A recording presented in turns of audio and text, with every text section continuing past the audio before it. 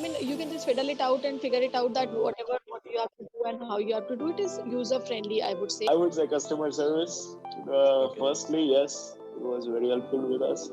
And the best part, it has a mobile app, and everyone doesn't have a laptop. And it's great. This is working very well with the employees. They're actually going and wishing employees on their birthdays, anniversaries. So that is the best thing about this system. Ease of use. So though the initial onboarding may be tough because HR is something which has so many different aspects and permutations, combinations. Once the initial setup is done, and the thing is, the onus and the complexity is on the admin end but not passed on to the user. So my end user, I love the whole architecture of keeping it as a request rather than having a different part for attendance, different part for leaves. I love the fact that for a user, you've only done it request and inbox. So anyone requests anything, it comes in your inbox. You want to request anything, you go to request. So I love that whole thought process. Means something has gone into it, thinking that you've gone to the drawing board. This is a problem. How do we solve it? Okay, not simply we will think how it will work and do it. Which is kudos on creating something like that. I've not seen it yet anywhere else. It was very user friendly for sure. I like the dashboard concept which you have, wherein we can change the colors as per our convenience, and wherein we can give batches, which is also really very nice. Last thing is, for me, what is best is it's an Indian company. So working with Indian companies is something we cherish. Working with any company is something we cherish. But Indian has that little bit extra that coming, we understand the advantages, the problems, and the figuring out tech. Tech is something which probably came out in India in 2011, 2012. We didn't have those 1986 computers in India like Steve Jobs had. So for us to be creating such great products means a lot more. So those are the three main selling points, I would say. Rest all things, I believe all the portals have got like leaves management, attendance, payroll. So everybody gives that keys things.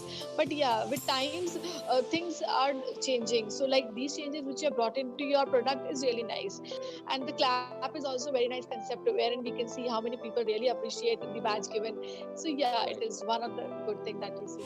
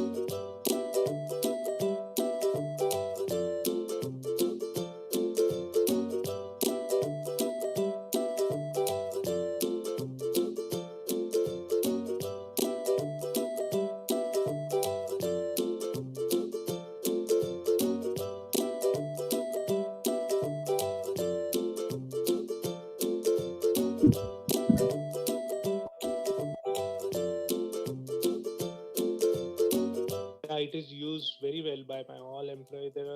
Every day there is a lot of batches. They are giving each other, sharing joy, to their manager as well, to other department person. There are a lot of people are participating and clapping for them. So it's really working well, I guess.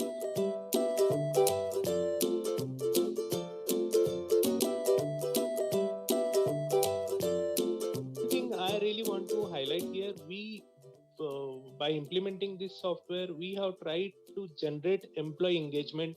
Means try to get them mingle to know each other, because if a manager is writing somebody or anybody is writing why he is given the badge, so people are coming to know what he is exactly doing. Okay.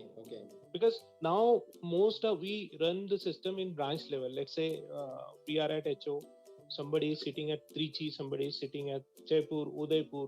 So what they are, people don't know about even their name. But with this, so somebody sitting at Jaipur location is a sales manager and he has done this, that's why he has got the badge. So people from Trichy or Maharashtra or Pune, they are coming to know, okay, there is a person called Vinod Bharne, he is sitting at Jaipur location and he has done something.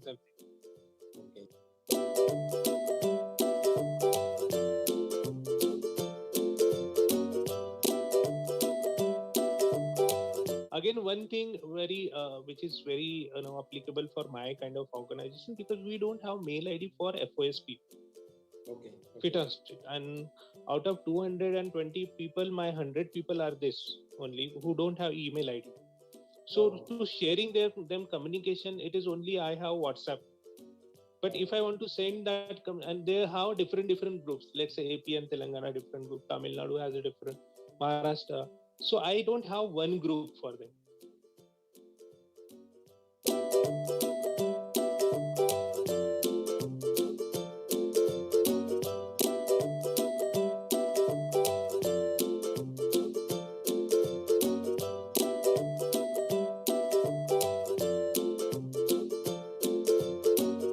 So that is what it is, a good tool to highlight what employees' mood is there. And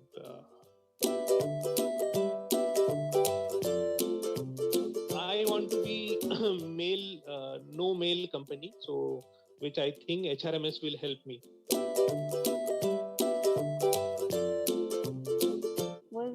Is the after sales service that you're providing. That's great. It's very quick, and our problems are resolved very fast. And one more thing is that you guys never say no. नहीं हो जवाब नहीं आता.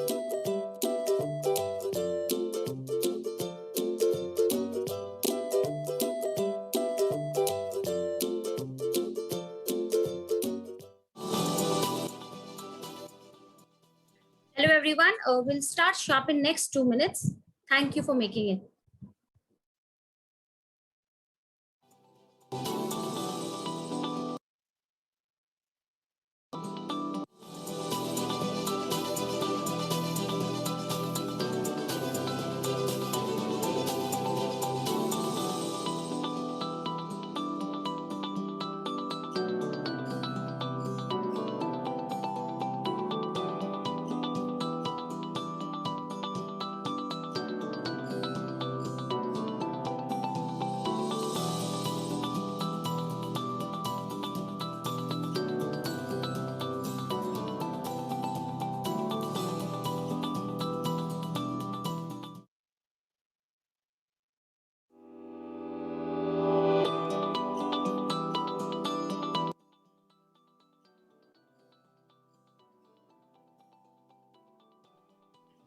Hello everyone. Before I start, if anybody could let me know, am I clearly seen and audible? Ekta, you're doing great. Okay, thank you so much. Thank you so much. Okay, so hello all, very good afternoon, and myself Ekta Dubey, on behalf of the Analytics team and our presenting partner HR1, we welcome you all and thank you for being part of our webinar, Digital Workforce of India, Resilience Personified. So before we start the webinar, there are few guidelines that I would like to highlight and make you people aware of. Requesting all the attendees to be on mute when the speakers are taking the session. There would be a Q&A after each session where the attendees can ask the questions, if any, to the respective speakers.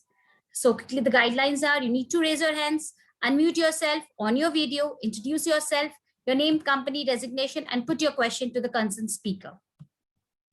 So before we start with our keynote, I would like to introduce our presenting partner, HR1.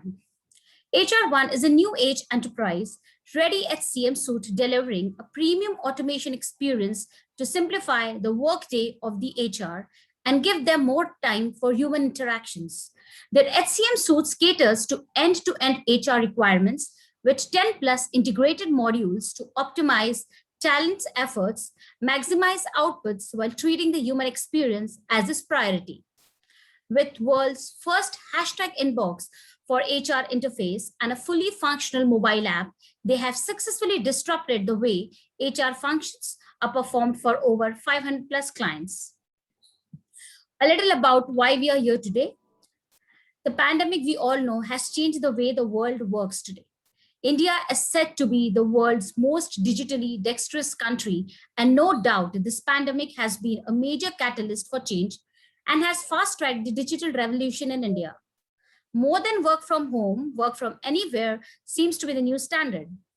And today, our webinar, Digital Workforce of India, will give you the latest insights on creating a digital workplace strategy, that builds upon innovations in workplace technologies like automation, collaborations, and artificial intelligence to deliver connected experience and drive user adoption. We'll hear from some great experts how the needs of people are changing and how and where we can equip them to cater to this workplace revolution. Before I continue, I would request everybody to be on mute, please, even while the speakers are taking the session without creating any disturbance. Thank you. So, just a moment. I think somebody is not on mute. Let me just keep that person on mute. Okay. So before we start our keynote, I would now, to start with the keynote session, now I would like to invite Manoj K. Prasad, Vice President, Talent Development and Digital Transformation, Reliance Industries, to speak about him with a global credential of 23 plus in managing end-to-end HR complex transformation and organization change program across globe during business and digitalization transformation program, talent transformation and organization change management. He has worked with various senior level leadership roles in driving business and HR agenda of ITC, Humans, Lafarge, HCL Technologies, Tech Mahindra, UNO, and Government of India, based out of India like US, Europe, and other APAC countries. And he is here with us today to share his interesting insights on hybrid working, empowering the workforce. So over to you, Dr. Manoj, to start your session. And thank you for being here.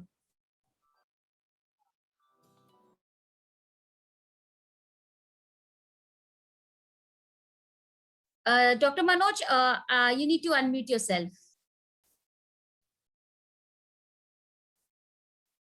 You're not audible, doctor.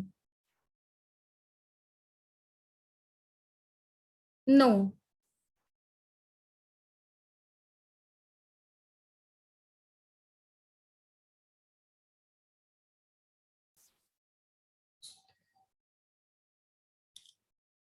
No, Dr. Manoj, you're still not audible.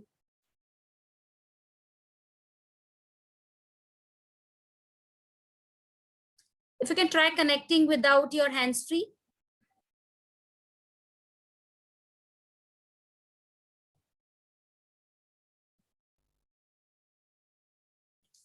No, there seems to be some error. We can't hear you.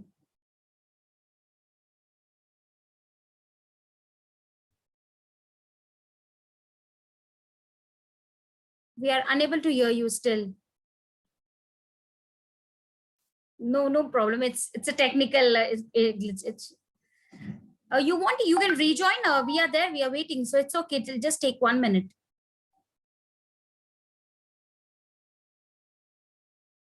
Yeah. You can just re-log in.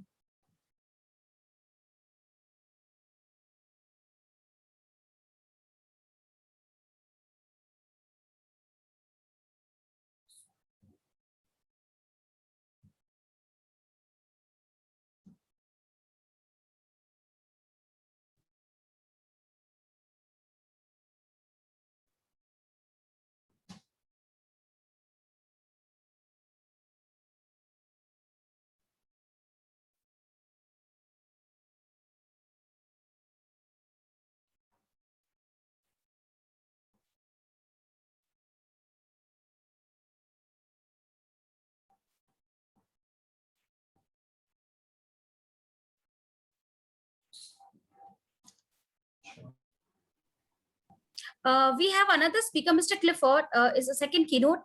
If you can check your audio, if you are audible. Yeah, Ekta, can you hear me? Yes, yes, Yeah, Mr. Clifford, you're audible. Yeah, yeah. So I'll just wait 1 minute for Mr. Manoj. If he has issues, then you can take the session and then Mr. Manoj will take it. Not a problem. That could work, yeah. Chandra will have my deck. So. Yes, yes, Chandra will share the deck. Okay, yeah. Okay, great. So apologies, everyone. Technical glitches do happen. And that's the reason we are conducting this webinar, to understand the workforce. In the meantime, Ekta, just checking my mic. Am I audible? Yes, you are. Yes, Magnum, you are clearly audible. I think there's something and this issue with his end. That's the reason. Otherwise, we already checked.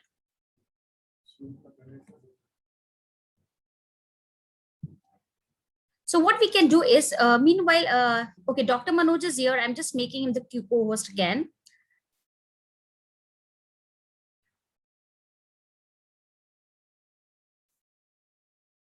Dr. Manoj, if you can unmute and speak. Can you hear me now? Yes, yes, Dr. Manoj. So welcome back Extremely again. sorry. I don't know. No, no, it's perfectly fine. No problem at all. Yeah. It's perfectly fine. Please start with your session. Thank you. So first of all, thanks and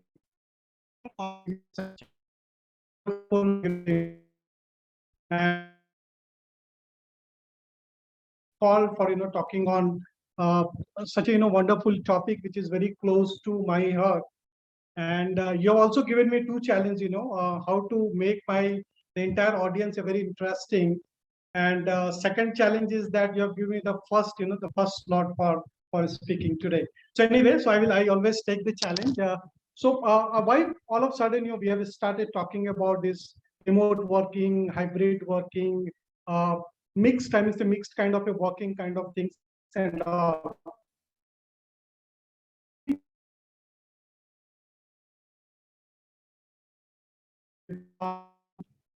Mr. Manoj, sorry to interrupt, but I think there is a technical issue.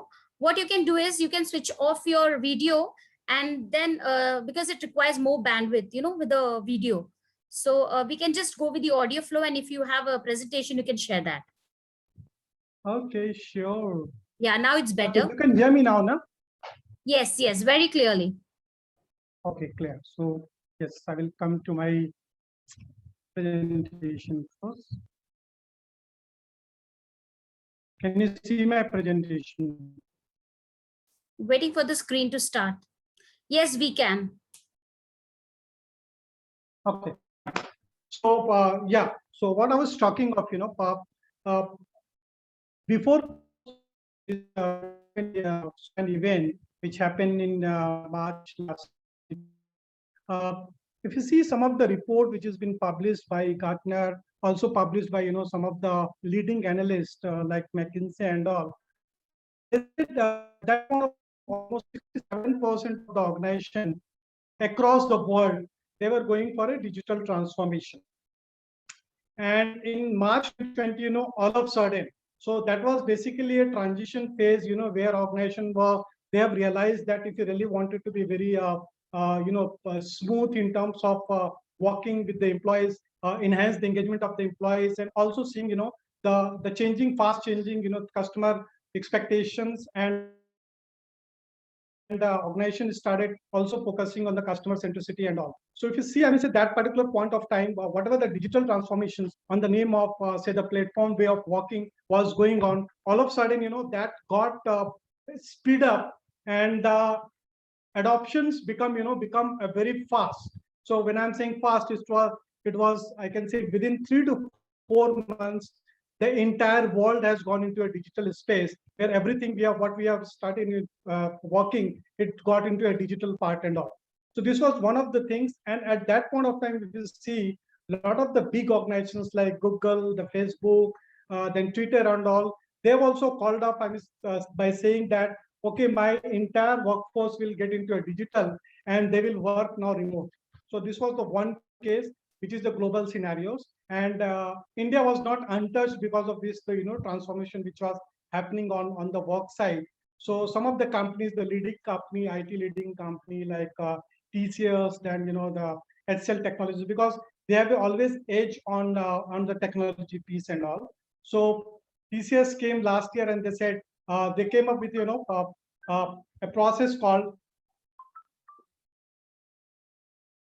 Yeah. So they came up and they said, I mean, we will go now secure borderless program, which is more into, giving, empowering their employees, and 75% of the employees by 2025, they all will be working on the secure borderless workplace kind of things. So a lot of, the talks started and all, and there was a questions which came, I mean, say last year, I was just reading on the LinkedIn also, where they said, who is the person who has bought this transitions when we talk about the digital way of working. So somebody has given an answer that it is a CIO, somebody said chief technology officer, somebody said chief digital officers and all. but the answer was very simple, that it is the need. It is basically the pandemic, the event which brought everybody got into a digital way of working. So if I ask a very simple questions to the entire audience, once the lockdown is over, uh, what you are going to do it first? I mean, so after, say, let's suppose in July, if the lockdown is over, so what you're going to do it? So I just need to, please give your answer on the chat box so that I can understand. So there are 4 options I have given. There may be other options also. So I will be going for a shopping, or I will go to the office immediately once the lockdown is over, or I will go for a vacations or meet my friends. So you can use the chat box.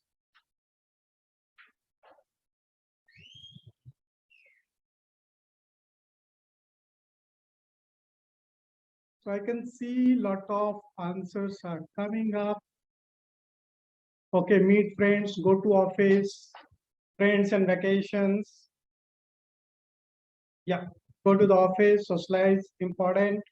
So I think if you see, the answer is, that we become a very, because of this all the pandemic part and all, there are a lot of other things, we have started realizing that it's not only, working in a remote is important for you, your health, and your family. It is also important that you should have a mix of both. So the need, if you see it, I will say it's going on. I will give you the second scenarios, which we have implemented in our organizations. It's a very typical scenarios, and also a good storytelling for, because we have leveraged the technology left and right. I wanted to start my office, my day by going to the office, and also immediately, I got a message that I don't come to the office. Okay, so thankfully you have to not go to the office, because being in Mumbai, the traffic time is very high. Average time is almost 90 minutes to 120 minutes kind of things. But the next day, I got a message that there is a client meeting and I have to go to the office, which is situated in the other part of the Mumbai called Navi Mumbai. So I have to start my the day. So what I did, I just took my this smart mobile, and I do have an app, which is being developed within the organization. And immediately I booked the cab. Cab came, and I got a call that cab is ready there. So I got into the cab. Next part was I logged in into my ESS system, and then I just marked my attendance. And then immediately what I did, I just opened one my this LMS, the learning management system, and I started learning, some of the modules which I was left, I will say, a few days back to complete and all. So this is how, if you see, the entire world is changing, and the remote work and, the hybrid work becomes a very important for everybody. And employees also started, the journey which they have started back, talking about the employees' experience. Then now we have started about talking about more on the employees' empowerment piece and all. So if I go to the next slide. Yeah. So if you see a lot of, the research has happened, and I mean, say, some of the leading the analysts and all, like if I take the example of World Economic Forum, they are saying by 2024, 84% of the employees, they will be expanding to the remote working. Now we have started seeing that a lot of traction is happening. Organization has started looking for resources for their own organizations by recruiting people, remotely. So it means that you may be, your office may be somewhere in Mumbai, and you are residing somewhere in Goa, or maybe you are residing somewhere in Gurgaon, and you can, continue your work by providing whatever the outcome is supposed to be done on that. Similarly, if you see uh, in the new technology part also, LinkedIn also said that 150 millions, the work is going to be generated into the new technology. And when we are saying new technologies, it is related with the design thinking, it is related with the data science, it is related with the the DevOps or ops and all, which is going to be the prime going forward into the economy also. Similarly, if you see, I mean, so currently a lot of the digital transformation is going on in all the space of the enterprise, be it HR, be it finance, be it manufacturing, be it the planning, be it in quality and all. And there is a huge potential of almost thousand, $100 trillion dollar, the potentials for, for this business and all. Similarly, if you see in by 2021, all the hottest jobs, as I said, I mean, jobs which are related with the Python, the jobs which are related with the Jira technology, related with the digital marketing, this all will go into a remote part. So in lump sum, I can say it, the future of the work is going to be a hybrid, because a lot of the technology which you are talking, it's going to bring a lot of working, I mean, in the remotely or working with a hybrid model, and your world is going to becoming, the new workplace for you. If I go to the next slide, I think transition is also slow.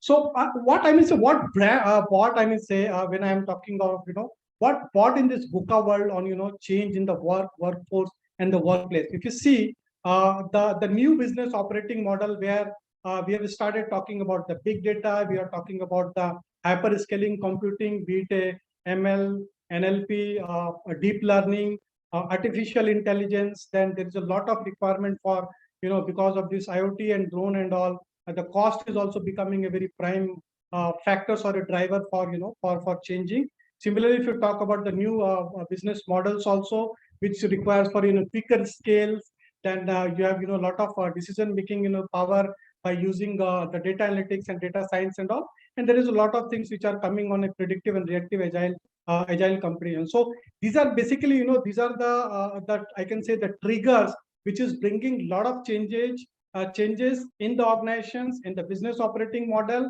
And also, if you see the fuel has been added by the Black Swan event also, because this all combination of these all brought all the organizations to think, rethink, and reimagine that how they are going to be close to the, not only to the business, but also close to the employee, so that they can get the highest, I mean, the high productivity and efficiency on this.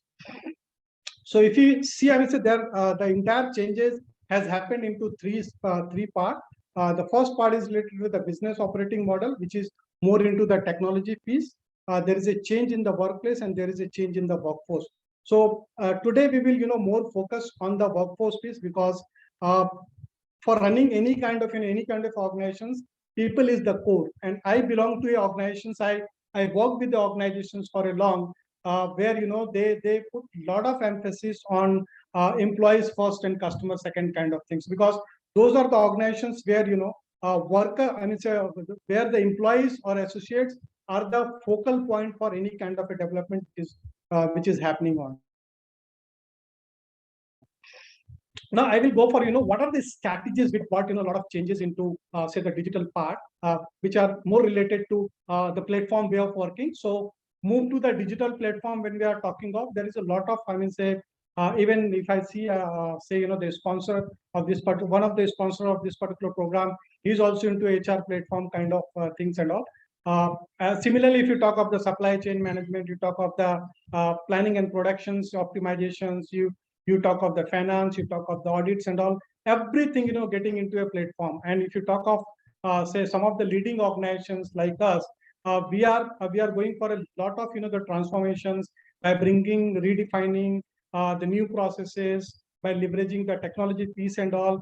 And then also, bringing how we can bring the employees, empower the employees to put a lot of, the productivity into the organizations. So similarly, if you talk of, the in the strategy, there should be a agile platform services also, because now we have started about the agile framework, the Scrum, the project management kind of things and all. Then also, enabling the continuous learning. Enabling the continuous learning is also important, because when you go for a change, when you redefine the ways of working and all, there is a lot of requirement of upskilling and reskilling into the new technologies. And now, if you see currently, whatever we are talking on the learning side, now learning is available 24/7. It's not only the classroom, but there are a lot of the mediums and the mode through which we are providing a learning to our employees, and upskilling and reskilling on them. Similarly, if you talk about the future, the workforce part and all, so we future workforce is more, more working for the meaningful, meaningful things only. They don't believe on they should get, the promotion after 3 years, because they are basically, excelling into a gig economy and they are the gig talent. So they only look for two things: that what is my remunerations and how meaningfully I am aligned with the work. Then the third part, of course, when you go for any kind of a digital platform transformation strategy, the governance and the change management is also very important. And you need to also align, the entire stakeholder, those who are for whom you are working on.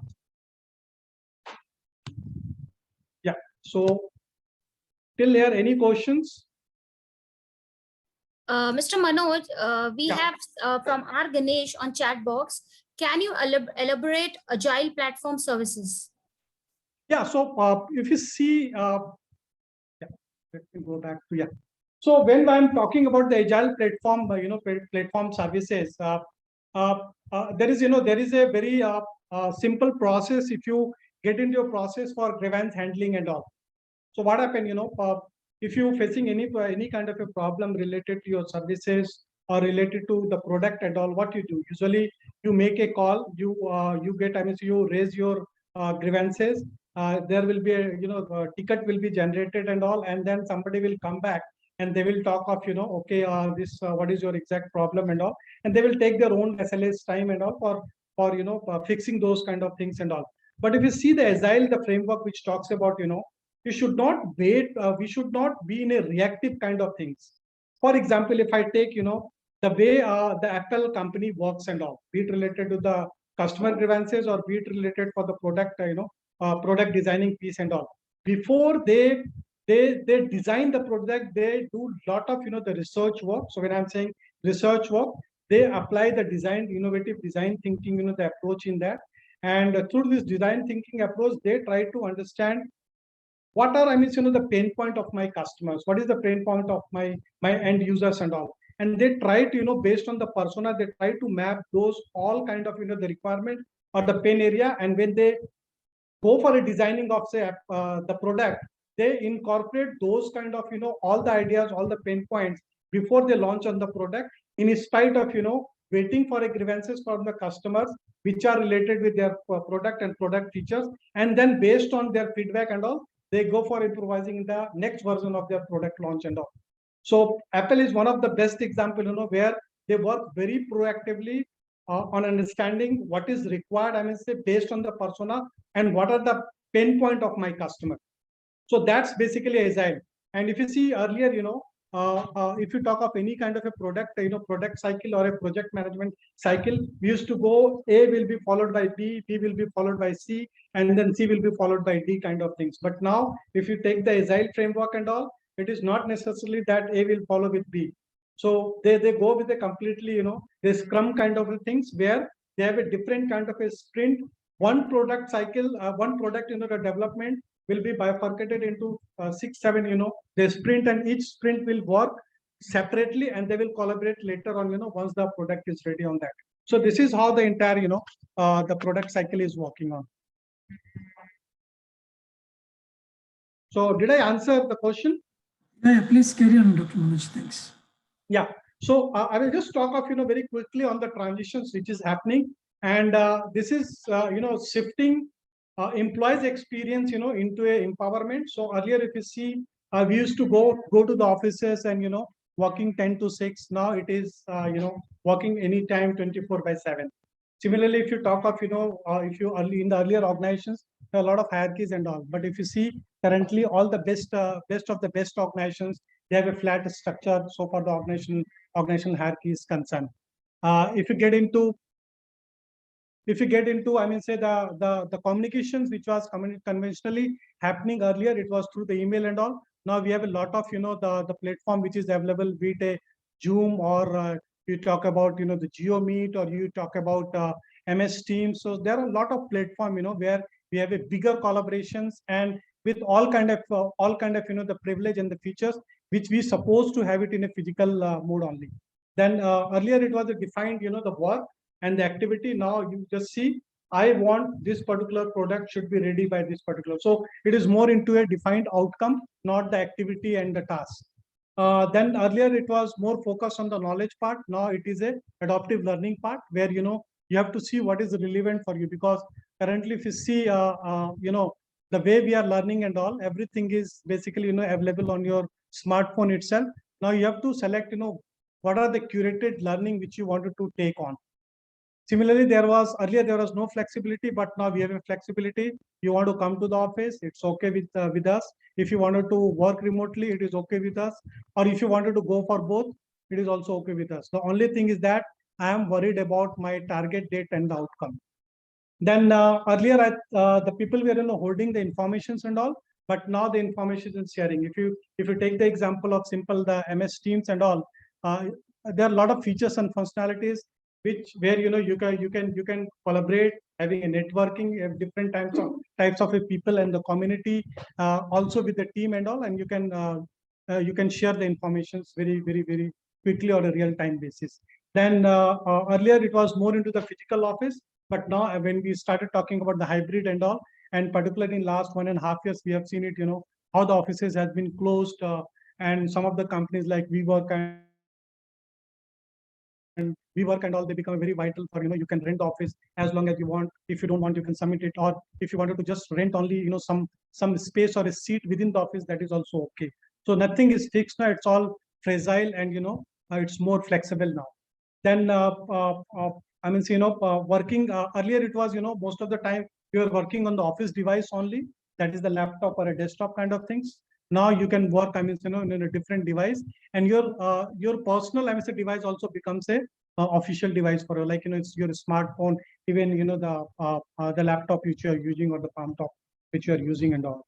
uh, I think earlier, if you see, the corporate learning and teaching was there. Now there is a complete decentralization of learning, and all the learning has been got into a micro learning or a bite-sized learning. With this, I will go to the next slide.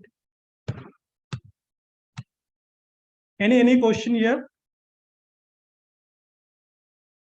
Yes, we have a question on the chat box actually from Sanjeev D'Souza. What are your thoughts on the impact of 24/7 working on employees, work-life balance, and overall job satisfaction? May work for employees. What about employees? Yeah. So yes, I think if I talk of only the benefit or a good things of say the digital way of working, there is some bad things also, because of this, the pandemic and all. The employer is expecting my employees are, should be available 24/7, and that is bringing a lot of, the problem which are related with the health, and also related with the wellness and all. So those kind of the things, which organization is started taking, and I can share, a lot of the initiative even have been taken by my organizations also, where we are focusing a lot on the, the well-being and the health related things, by organizing different types of a program which are related with the meditations, which are related with the yoga, which are related with the family support and all. Because if I talk of, some of my the previous organization, even my current organizations also, they have gone beyond what we think of, during the COVID period.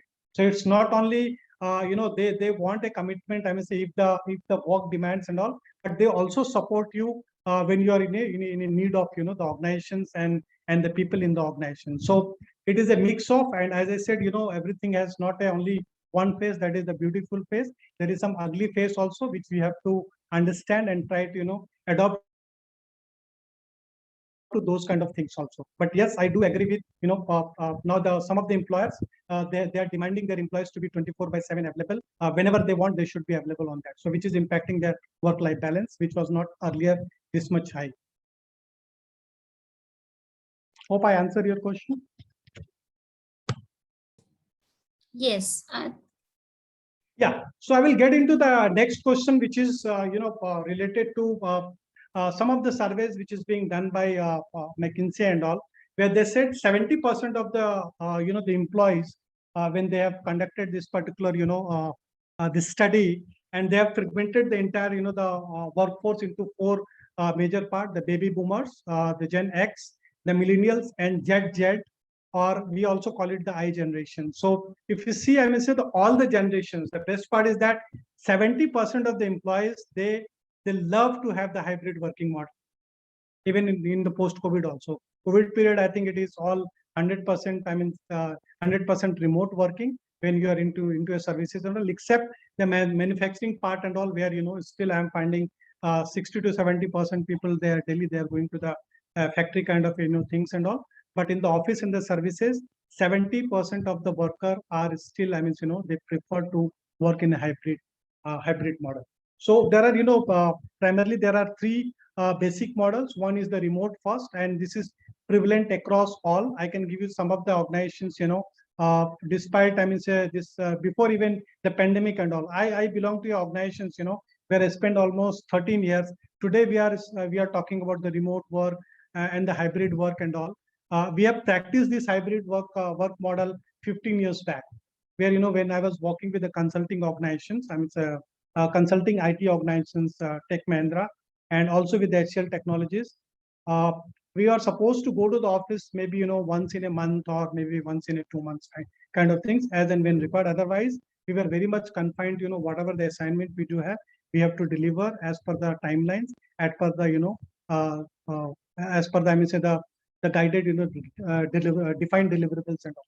So it's this particular concept is not a very new concept, and I also talk to some of my good friends, those who are working, say currently with the TCS and all. They have not seen the office in last 5 years, and you'll surprised to know he's at a very senior level. This is the model which is very much prevalent across the organization. So one is the remote first, say, because a lot of the organizations, they are going into a remote kind of a the locations and the way of working and all. Second, as and when required, there is a client meeting or there is a team meeting or maybe there is a team kind of event, you should come to the office. Otherwise, the hybrid, which is a more prevalent nowadays, that is office first and the remote allowed. So these are the three models, and as per the survey, 70% people, they still love to be into the hybrid model. Any questions here? Dr. Manoj, can we take questions later on, because we are already a little ahead of time. So okay. Yeah. So these are the some of I can say the some of the platform which we are leveraging, and I think one of the platform we are leveraging right now also, that is the Zoom. So this is how we are communicating with each other, be it in a remote locations or be it say in the office and all. And this is how we are defining our productivity, by leveraging work from home anywhere. This is the new normal for everybody. And this is what has been also, in one of the study done by Accenture, they also talked about this particular model, which is a very prevalent model, where they are saying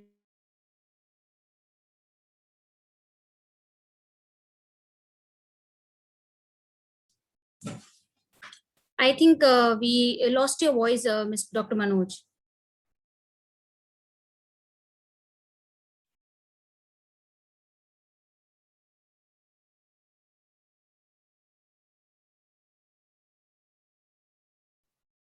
Okay.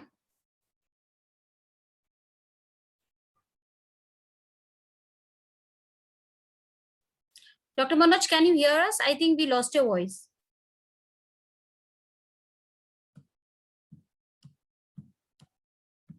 You'll have to wait here, let him connect back. I think he dropped. Okay, so no problem. Thank you, Dr. Manoj. I think there were some technical glitches, but he managed his presentation so well, and we definitely had questions in the middle of the session, and he will be back, so we can take a questions later on. So now I would like to invite a second keynote, Mr. Clifford Mohanpai, Vice President, HR Business Leader, and Head Employee Relation, Emphasis BPM. To speak about him, he's a seasoned HR professional, has over 2 decades of experience working across senior leadership roles at various established organizations across multiple industries, namely service, biotechnology, clinical research, pharmaceuticals, FMCG, IT, ITES, and startup environment. He has effectively built and led extensive HR teams, managing the HR functions, overall responsibility in integrating HR with business strategies, having simultaneous dynamic growth for human and business capital globally. And he is with us today to share interesting insights on building resilient teams in the new normal. Over to you, Mr. Clifford. You are on mute.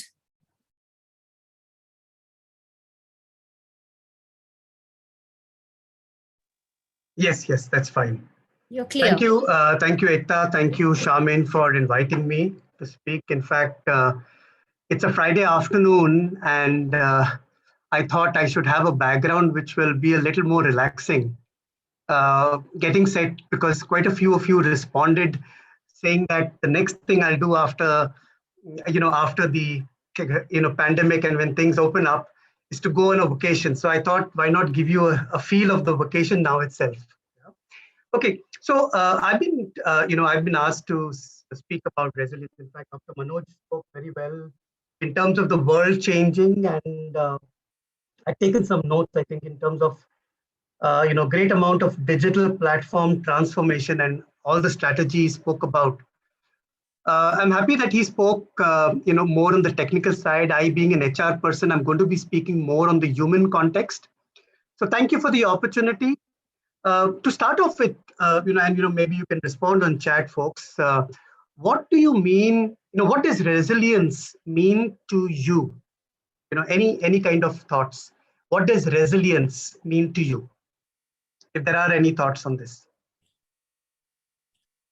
Well, I think it's the capacity how quickly we resolve or adapt to any situation.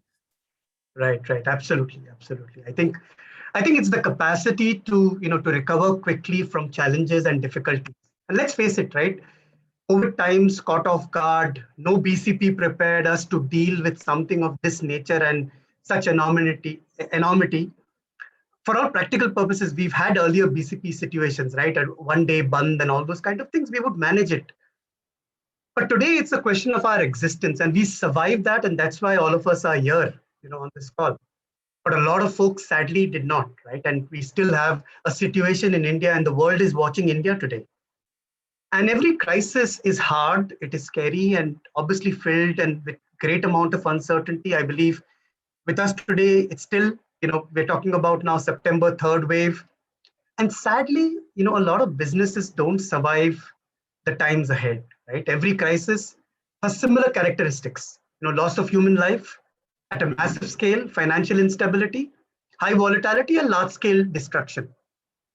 So for all practical purposes, the only difference is the length of time that these kind of situation goes on and the depth of the financial ramifications. And the answer lies in lessons that are drawn from how we survive the crisis and what will keep us alive and kicking in the future for all practical purposes. And today, let's face it, we have a new definition.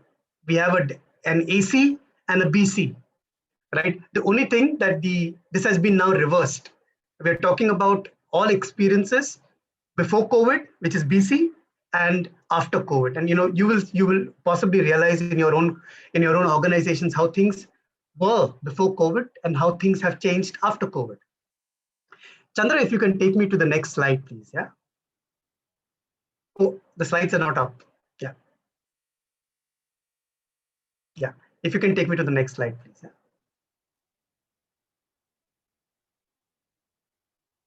Yeah. Thank you.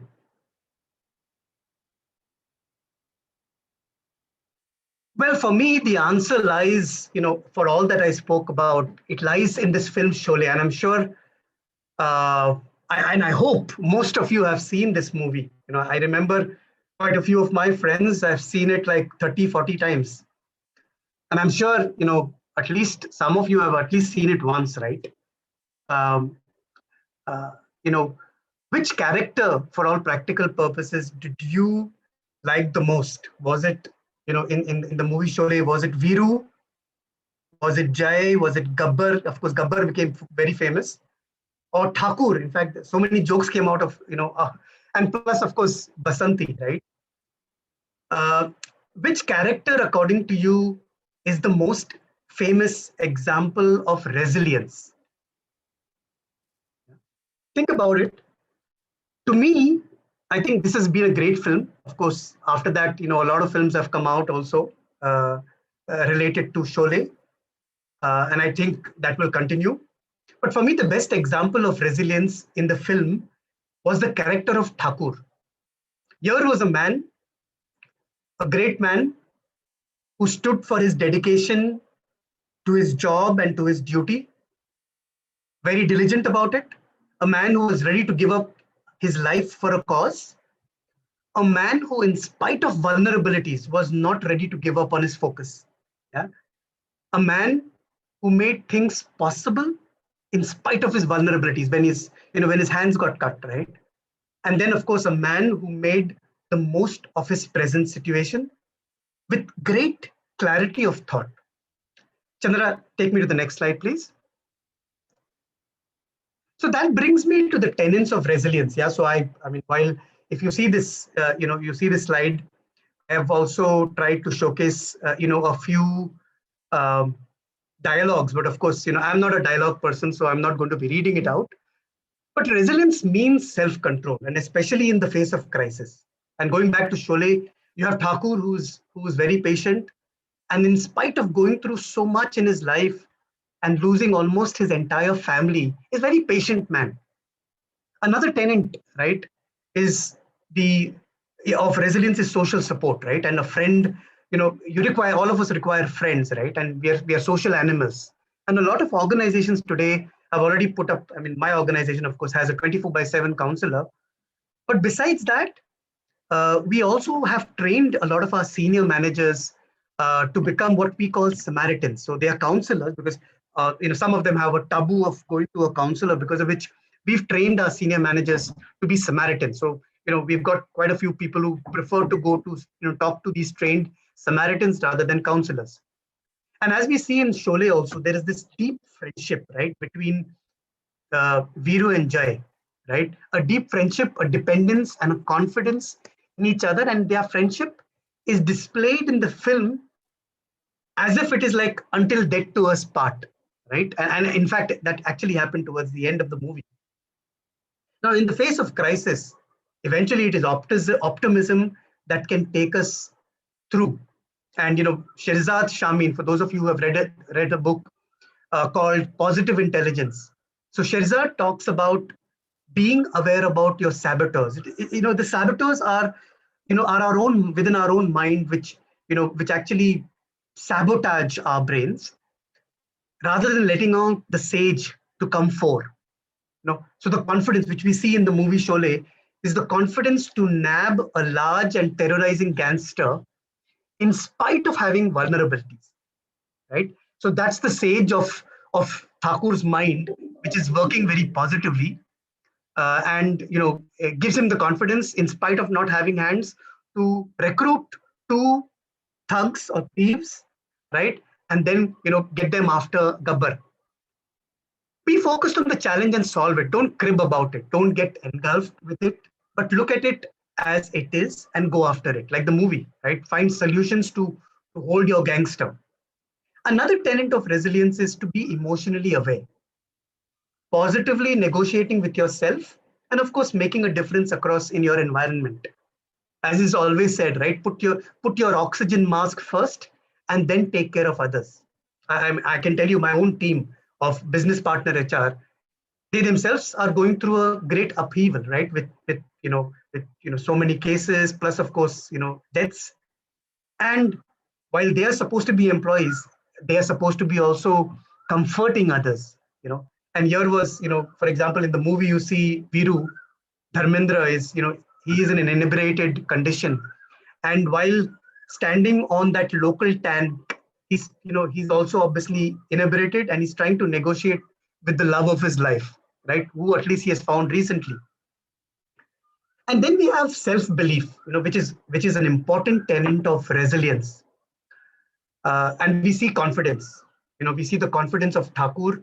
In spite of his handicap, he will now turn his weakness to his strength to get his goal. And finally, I think very important in these times, because if you look at the news, you look at social media, everything is negative, right? It's only about the numbers, cases, number of deaths. The vaccines now has become a news story. And sometimes, we lose our sense of humor because we are so flooded with that kind of information and media. A sense of humor is much required in the face of crisis, and a person who is resilient is able to smile in the face of crisis. And if you remember this, for those of you who remember Sholay, the Shivji temple scene, yeah, where Viru is behind the idol, and he plays a prank with this newfound love of his. Yeah, and in spite of the stress and the fact that he has to go and eventually now his target is to go after a gangster, here he finds some time to relax, to have some fun with his newfound love. Chandra, if you can take me to the next slide, please. Yeah, thank you.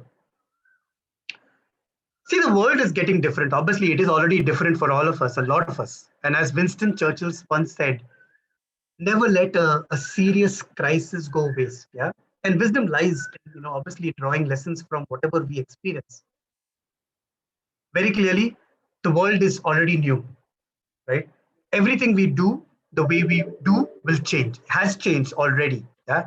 Whether it's the aviation industry, the retail industry, the hospitality industry, our events and entertainment, healthcare. I mean, there are, of course, a great amount of strengths. And I can tell you that, our annual event, which we used to normally have in every development center, today, this year, we had it virtually. And earlier, we would not cover the entire globe.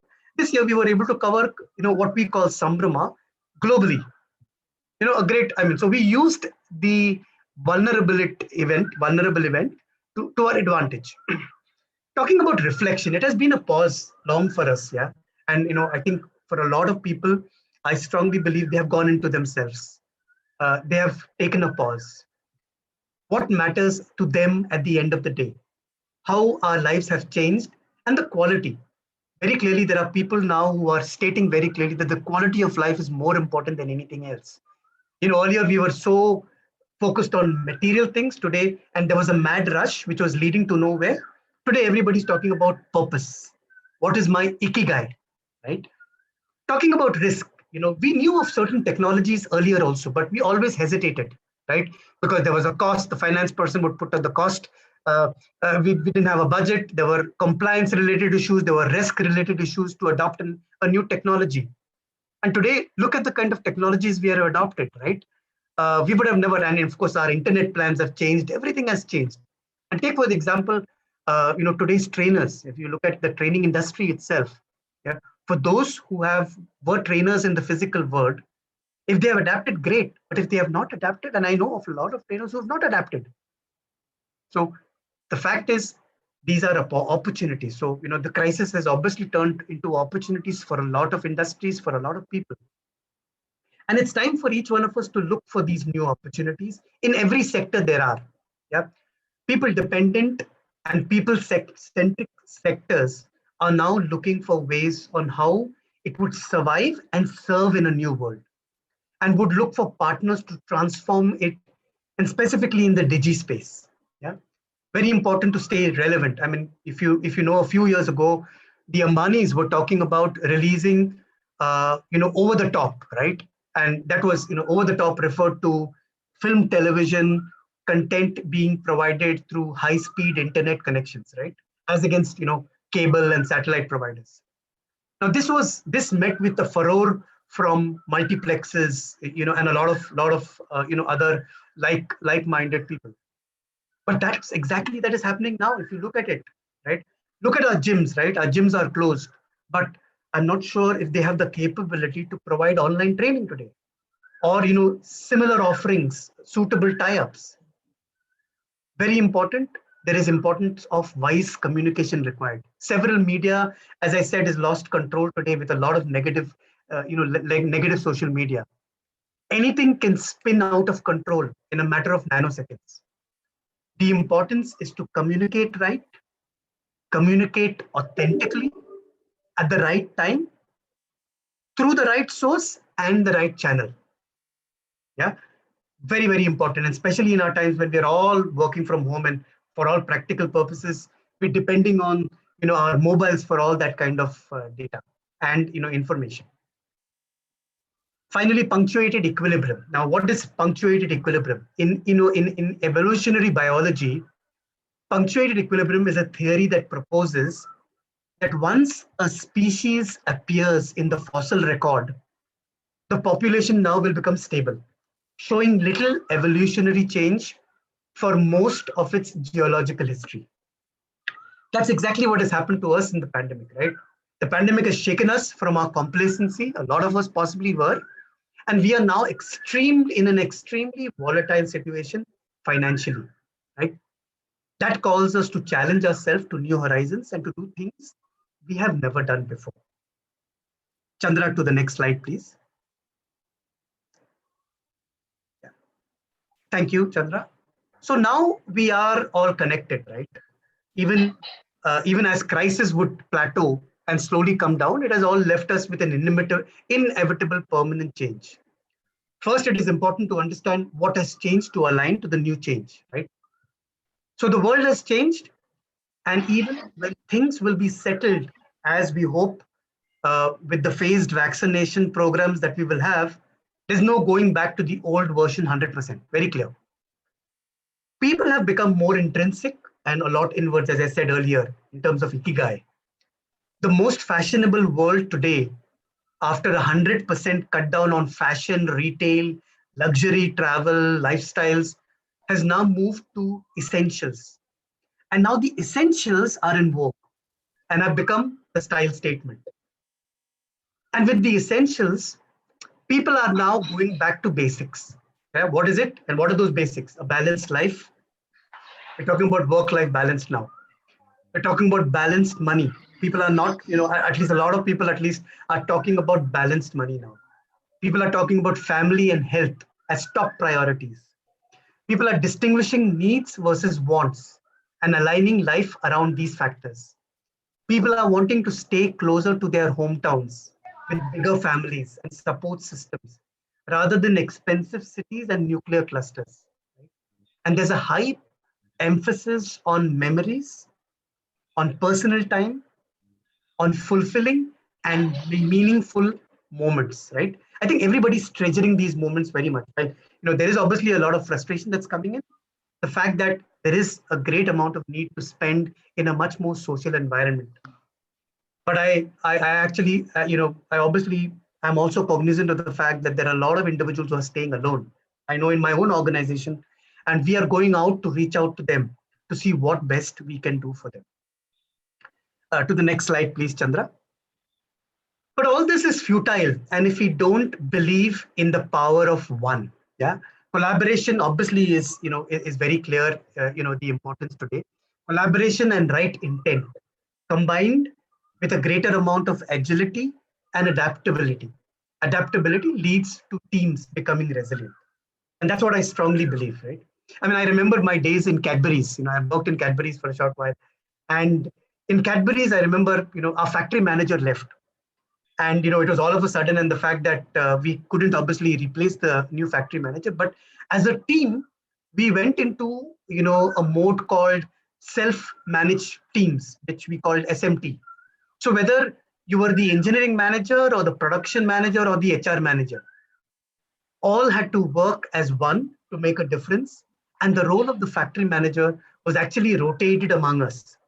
And that is what we experienced, the power of one. And I remember one more situation in my days in Blue Dart. We were evaluating our margins. We were evaluating our business as a cross-functional team, and we realized that if we have to survive and we have to grow and sustain, the business cannot just add people by numbers, right? Obviously we can't, because people is our greatest cost factor. And we realized after doing some research that deliveries as a transaction is easy than pickups, because pickups require some amount of gray cells, reference book, all those kind of things, and specifically if it's a international delivery. So the deliveries were outsourced. We found a way to outsource our deliveries, and pickups were managed by our employees. And I think today that model still continues in Blue Dart, and other organizations then picked up from there. So for all practical purposes, here was 3-4 functions coming together: operations, quality, risk, HR, coming together as one to make a difference. Yeah, and that's something which is absolutely important. Chandra, take me to the next slide, please. So that's exactly what is happening. Employers need to rethink and redesign their employee experience, from knowing how to safeguard business continuity and success when employees work across locations, to ensuring employees heard equally to prevent organizational bias. If you have remote employees, hardware and software tools obviously are the most important resources that they want from the organization. And we have to break barriers. I think as leaders, we have to break barriers. We have to help people break barriers. Teams may be physically apart, but we need to break barriers through a variety of measures, getting them to connect, top down connects, bottom up connects, peer to peer connects, building that social capital, especially where people are so distributed working from their homes, and ensure that they are connected. And that's something which, a lot of feedback in my organization at least is coming through. In fact, I remember before COVID, we were connecting face to face. Leadership, was connecting, and that's the commitment of leadership. Would be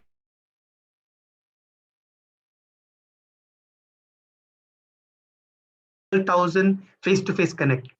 And trust me, once we went virtual, that actually doubled. It actually much more than doubled. It went to 28,000 connects per month by senior leaders. That was something which both leaders felt a need as well as our people felt the need.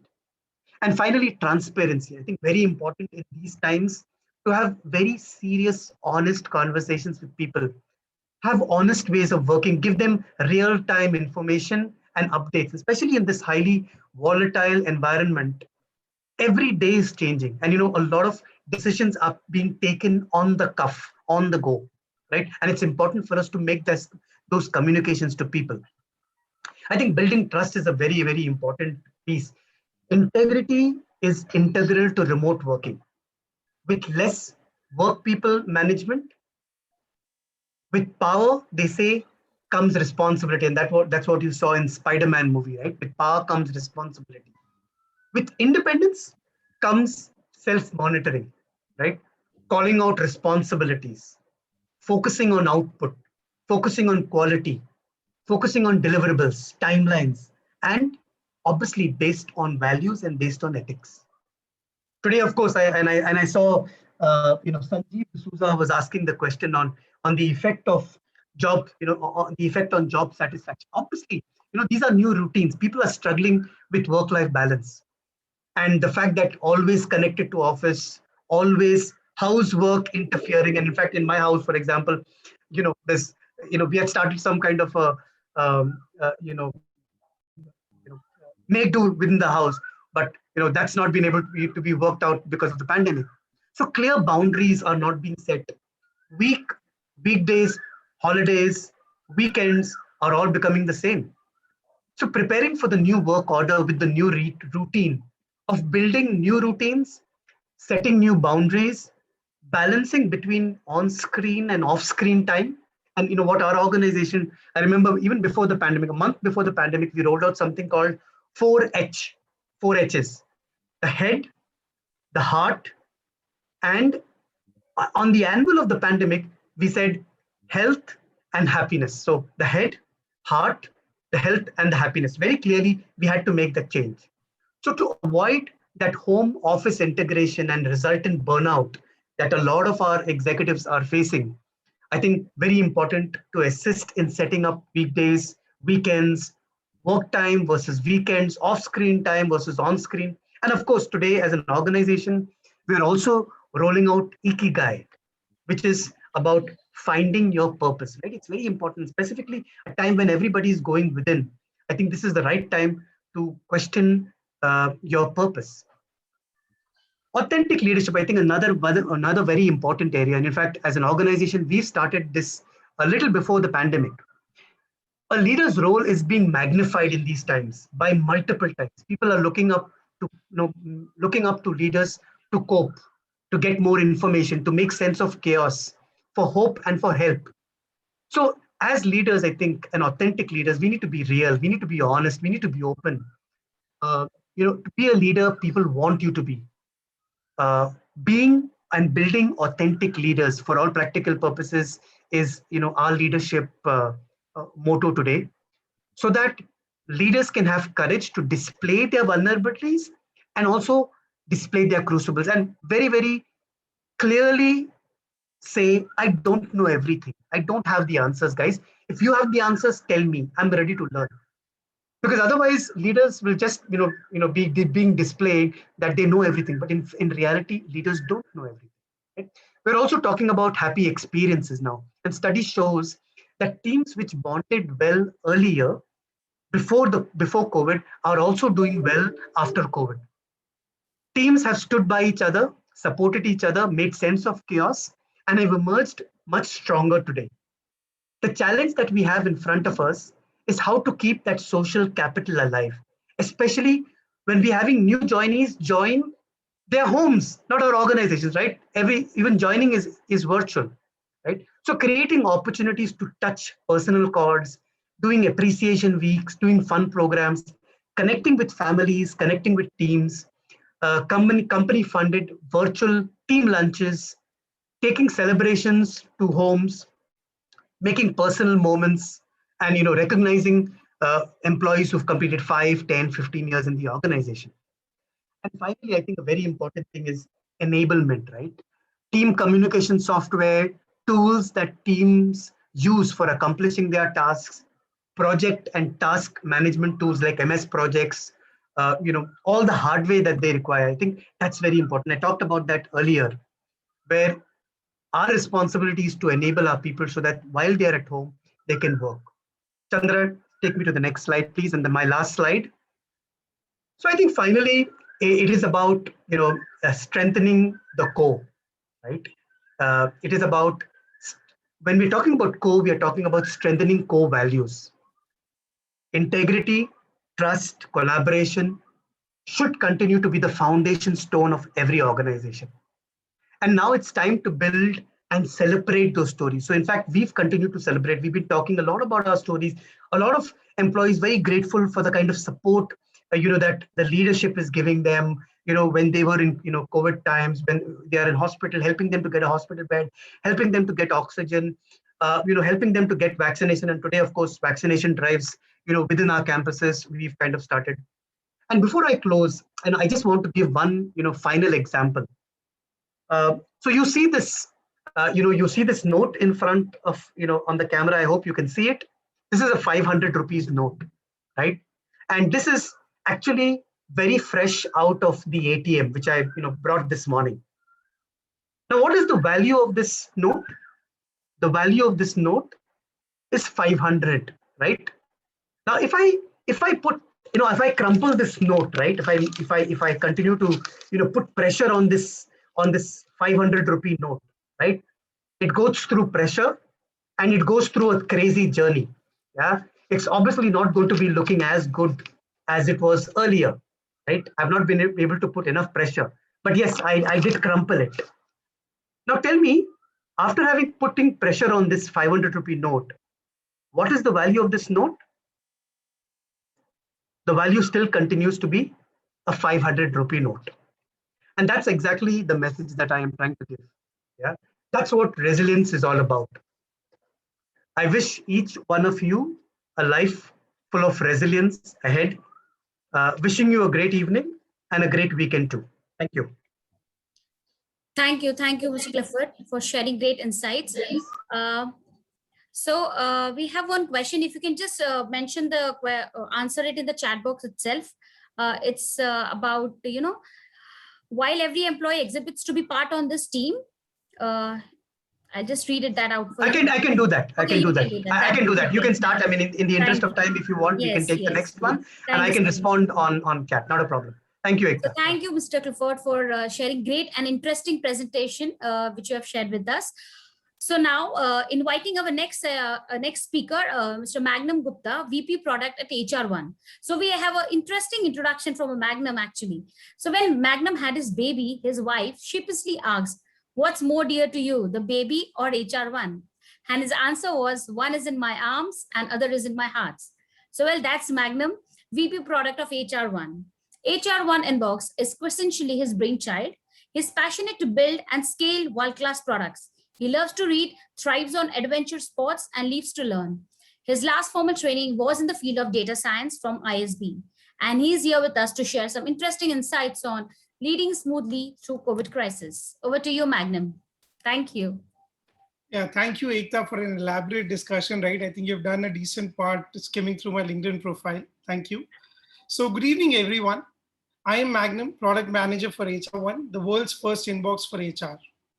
Before we move ahead, I would like to thank Brain Analytics for an exciting and engaging discussion on building futuristic connected workplaces. I would also like to share that I'm overwhelmed and humble at the same time to be sharing stage with industry veterans Dr. Manoj Prasad and Clifford Mohanpai.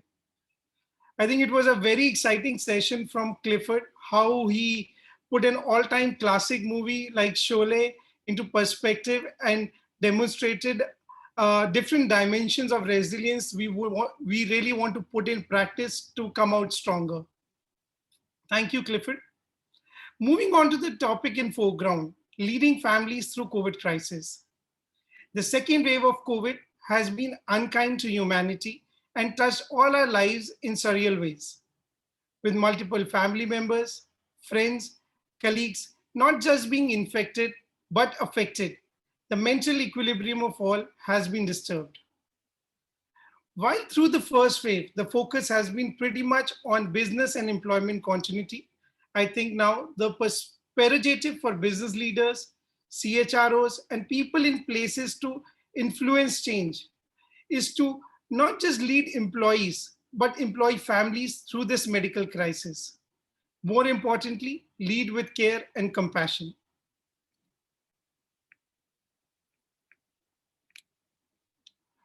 I think more than the severity of this major problem, it's been the crumbling of medical infrastructure. With people failing to get adequate medical support, they have been endlessly crying in all directions to seek support.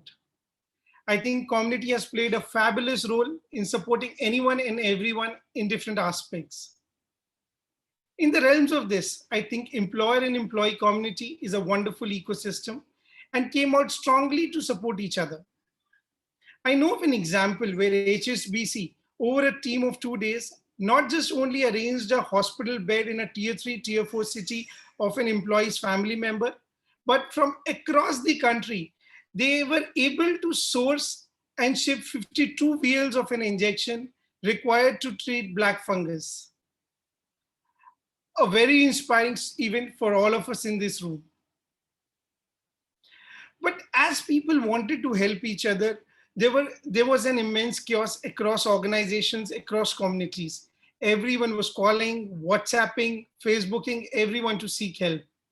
A lot of crucial time was lost in communication rather than true addressal of that problem. Similarly, there have been other challenges that organizations have been facing to traverse through these difficult times. So I think around a month back, we connected around with 12 CHROs over a week and together came up with 6 crucial C's that an organization needs to be working on effectively to lead their employee families through these testing times.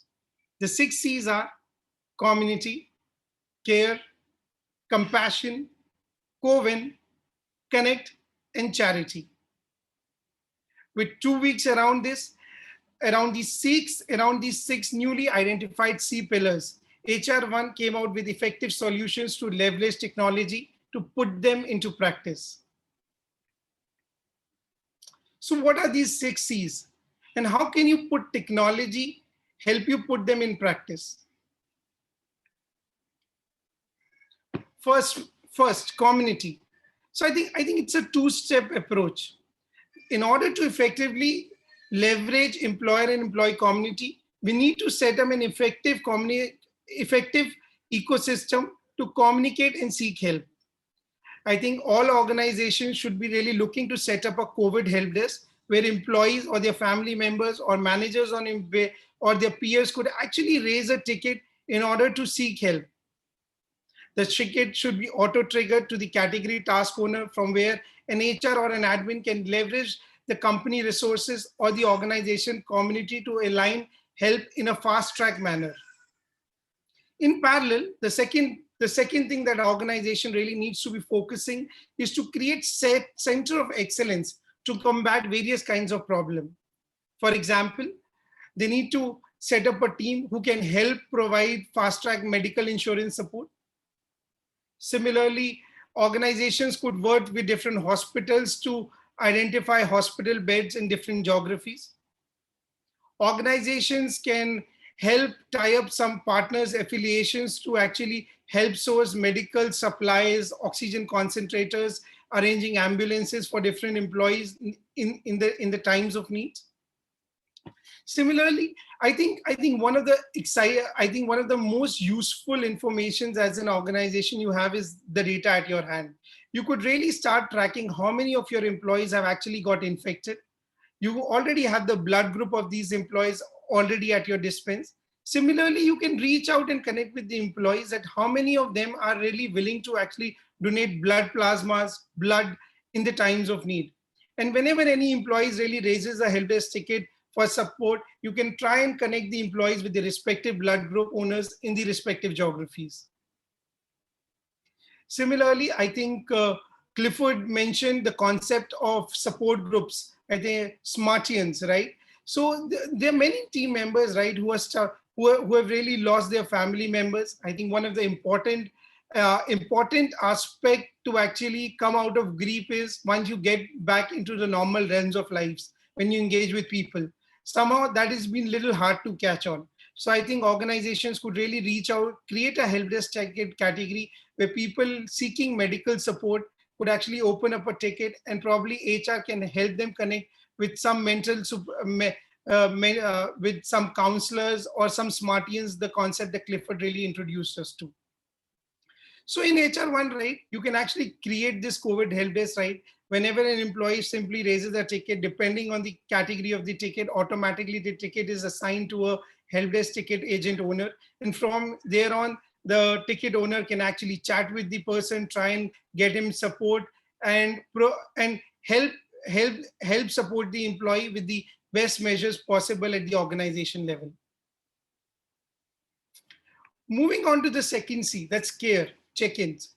So I think another one of the business problems that really came out is today employees and managers are really struggling to keep a tab or a track on how many of the employees have been infected from COVID, or even more, I think that is still a visible piece of information, but how many of the employees' family members have been infected from COVID?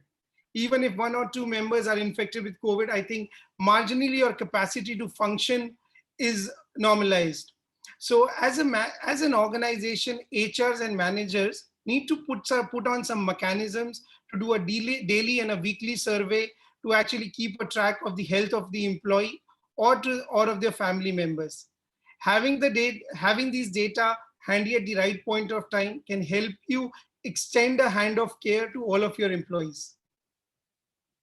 Similarly, the service that you may want to do a little more elaborate service like a co-vaccination survey, that how many of the employees have got vaccinated, which vaccination did they really go for, are they really looking for some COVID vaccination leaves, are they looking for some monetary support in order to get them vaccinated, is there some mental barriers they have in order to get vaccinated, so that we can arrange some medical counseling to highlight the importance of getting vaccinations.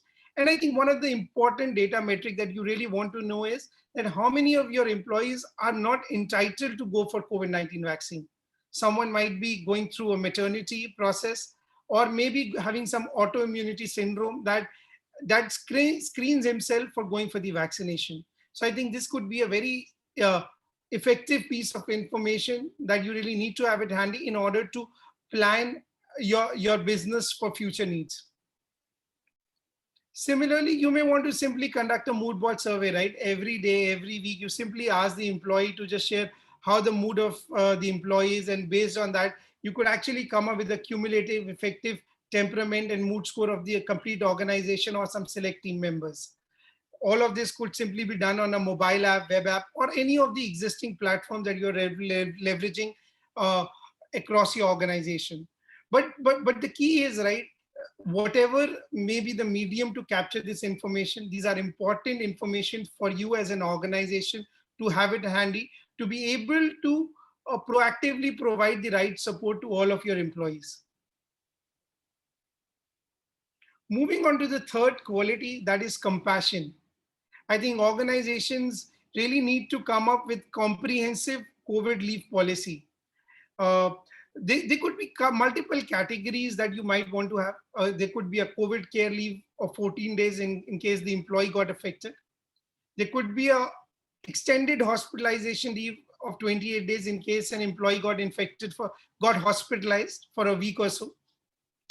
Similarly, right, in case any of the employees' family has got infected, then there could be an extended support leave for 5 days. And the last, I think, COVID vaccination leave, right? Simply a half-day leave that you grant to an employee to get vaccinated could could be really the mantra and the power that you really need to have as an HR. I really believe in case you really offer this leave, employees would actually go on in real time trying to go and apply these leaves. You can ask them to update their vaccination certificate while applying for this leave, and this will give you a real time visibility and a tracker of a coverage, how the kind of vaccination coverage you as an organization has been able to achieve as of now.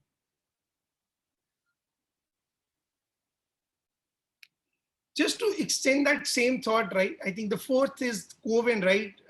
As an organization, you really need efficient means to have a vaccination tracker, the kind of coverage as an organization you have been able to achieve. So you can have your whatever tool you may be leveraging across your organization, you can simply have a field, something like a vaccination status, where the statuses could be not enrolled, registered, first dose, second dose not required, or medically not eligible for vaccine. Similarly, you can ask employees whenever they get vaccinated to upload their vaccination certificate. These things can actually come in handy when you have got some critical business operations that require your employees to travel or be available on site. So these can become an imperative checkpoint. You can simply download reports on these statuses or the documents being uploaded, and the data can really come in handy. Another exciting thing could be, right, while you're opening some new job openings, so while opening a job, raising new manpower requests, you can actually define some predefined question that you really have you got vaccinated, have you got registered. So there might be some critical business role that required employees to be on the operations floor, and you could really put this as a prerequisite in order to be hiring for such job openings. Moving on, right, connect. So I think Clifford has really put some perspective into this discussion. I truly believe one of the real reasons that we've been able to seamlessly function over the last 1 year is because of the social capital that we had built working together in offices, knowing each other, doing lunches together, going for an odd smoke out together, right? So there was a lot of social capital that had been generated over years, and this is something that we've been burning out.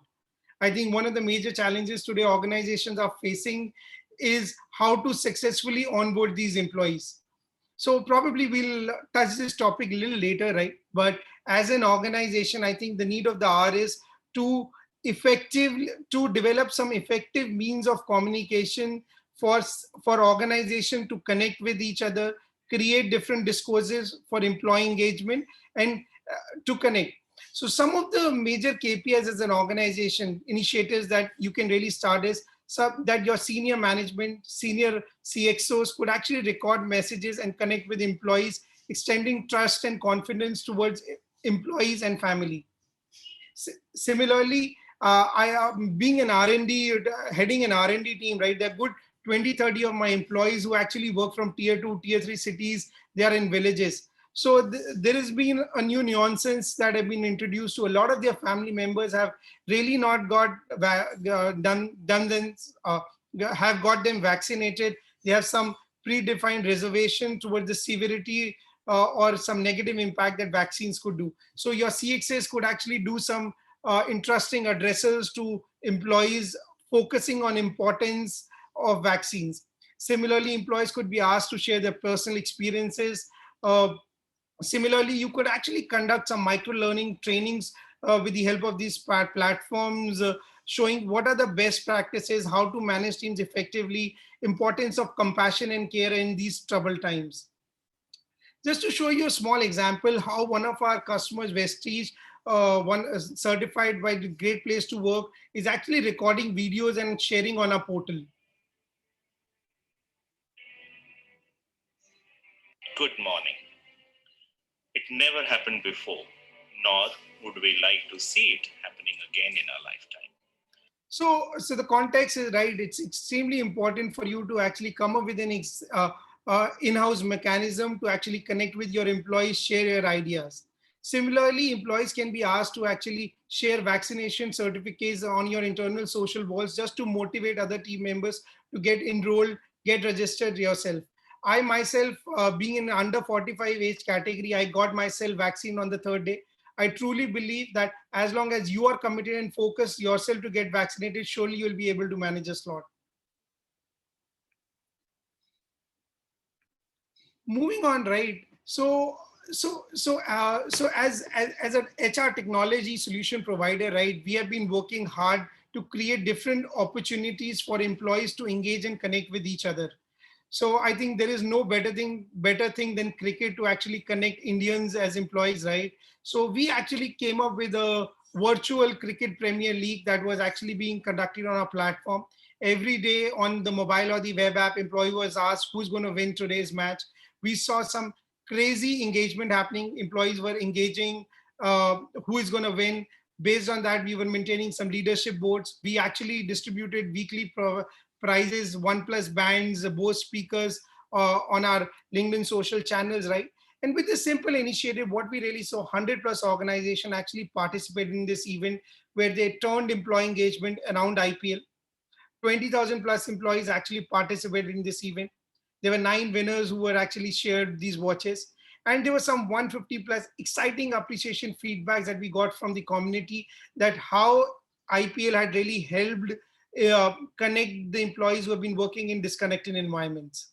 So the thought is simply, right, we have to create different opportunities, different touch points for employees to engage and connect with themselves. Similarly, I think around Women's Day, right, we have a very exciting feature within our product where you can actually share badges and appreciate other employees on social wall. So around Women's Day, we actually introduced a Super Women's badge, and actually there were like 1,000 plus badges that were actually shared within a day, right? So it is simply right. Tool is always there, right? As an HR, as a business leader, you really have to look at look how effectively you really want to leverage tools across your technology to actually create different contexts for employees to engage and connect with each other. Simply sharing another example, right? One of our customers here actually conducted a virtual Indian Idol where he asked all of their employees, not just the employees, right? They asked their employee family members to actually record a 1-minute video, put it onto the social post, onto our platform, and employees who got maximum appreciation, maximum applauses, maximum comments, they were actually declared as the winners. So in short, right, as an organization, we have to figure out different ways to connect, to actually communicate the core values of the organization and create and grow on the culture digitally. I think the last, right, we started from community, and it's actually, I was pretty much focused on the internal community, but I think everything ends up once you give back to community. So as an organization, there are different charity initiatives that organizations are running, like feeding 100 homeless children. So there are different initiatives that organizations are doing. So there's a personal example within an organization. We had an unfortunate instance where we lost one of our team members. So we needed an effective means to actually raise some money to support the kids and the families left behind. So we came up with an exciting feature where as an organization, you can create an initiative that you really want to raise money to feed 100 homeless children, and you can pop it on the social wall, and all the employees can actually understand what is the cause. They could see an image, they could donate the money, and automatically once they donate the money, automatically a super donor badge is given to an employee, and the respective amount is automatically deducted in the employee's next salary. So as an organization, we have to come and find initiatives to give back to the community. Ekta, I'll take last 1 minute, right? So just to wrap it up, right, just to give you a little more context who we are, right? We are HR1, a complete HCM suite, right? Automating all your HCM functions, right, from your recruitment to employee onboarding to your attendance and payroll management, performance management, recruitment, help desk, asset management. We are a mobile first product. We have got 100 plus tasks that an employee, manager, HR or CXO could really do in the comfort of a mobile app. We have got 50,000 plus labor and workers actually onboarded successfully on the mobile app. And we have got 500 plus customers, 5 lakh satisfied users across 20 plus industries. We've got SDFC, Ergo, Lenskart, likes of Pay Nearby, Mama Earth, Sula Wines. They trust us as their preferred HCM partner. Well, that's all from my end. Thank you, Ekta, for this lovely opportunity. Thank you, everyone, for being a great audience. Any questions you have, feel free to put them on chat. I'm surely going to revert. Please follow us on hr1.cloud on LinkedIn. That's my LinkedIn handle. Thank you for being a great audience. Thank you, Ekta. Thank you, Magnum, for sharing interesting insights and interesting presentation. So as Magnum said, that if you have any question, please put in the chat box. He is there, and he is also into the panel where he's going to share his insights. So he'll answer those. Okay. So now moving to our last session of the day, that's the panel discussion. The future of workplace and the journey continues is the topic that all the speakers are going to discuss on. So I would like to introduce our panel speakers first. So introducing Mr. Satyan Kumar Jadeja. He's currently a Director of Financial Services at IBM India and has extensive experience of 25 years in technology and BFSI sector. He has a deep experience in strategic consulting and leading complex transformational engagements for banks and financial institutions. He brings in domain expertise and advisory on digital transformation, AI, data, blockchain, and intelligent automation solutions to deliver client value and stakeholder expectations. Another speaker we have is Mr. Sanjeev Ramakrishnan. He's a Vice President and Head of Digital Transformation and Business IT at Wipro Limited. He is a digital and information technology leader with 25 years of experience in digital, IT, delivery, execution, and P&L management, and large dealing solutioning, product management, and business strategy. We have Mr. Chirag Bonlia. To speak about him, he's a group CTO at Embassy Group, a digital transformation catalyst, a passionate leader, and an entrepreneur in spirit, a mentor with a flair of engineering, technology, and business acumen. He has worked in various roles and responsibilities in business transformation initiatives, transiting across multiple domains and multiple domains at Embassy. He's responsible for chalking out the roadmap for digital strategy and transformation by leveraging emerging technologies across the businesses that spans like commercial business parks, residential, facility management, industry parks, restaurant, clubs, etc. We have Smita Ganesh with us. She is an AI director, data science, innovation, and execution with Ericsson. Smita has 15 years of industry experience that range across strategy development, practice management, business and technology consulting, concept evangelization, and pre-sales in a focus areas of AI and ML, analytics, and business intelligence. We have again Magnum Gupta, VP Product Head at HR1 with us. Now I would like to invite our moderator, Meera Sangvi Valluri. She is a lead robotic process automation with HP. Meera is a high-performing leader with expertise in operations, M&A, strategy building, and optimizing organizational processes, performance measurement, and infrastructure to maximize business results in information technology industry. She's a skilled professional who transforms strategic plans into workable solutions and benchmark performance against the key goals. She manages large program scale deployment of robotics automation with expertise in end-to-end scale. And she is an industry speaker with more than 40 plus talks in past couple of years. So over to you, Meera, to start your session as a moderator. And thank you everyone for being here. Thank you, Ekta. Thank you for that lovely introduction. I am absolutely honored to moderate this panel. I think very, very highly capable individuals are here with us today to share their point of view. I think they've already done quite a bit of their share, which is to share and throw insights in terms of how technology is changing the way we do things, how our progress is being made today in the entire space of tech. And I think I love the fact that, we have all of them here to kind of moderate this discussion. And I'll start off with saying, one thing, there are three things, by the way, for this panel discussion. One, We will do direct one-on-one questions. Plus, I would urge all you participants to kind of post your questions on the chat window, which I think Ekta has already been encouraging. So please continue to do so, because if we find some question that's exciting and we can throw into the panel, we'll try to do that as well. We'll try to incorporate that.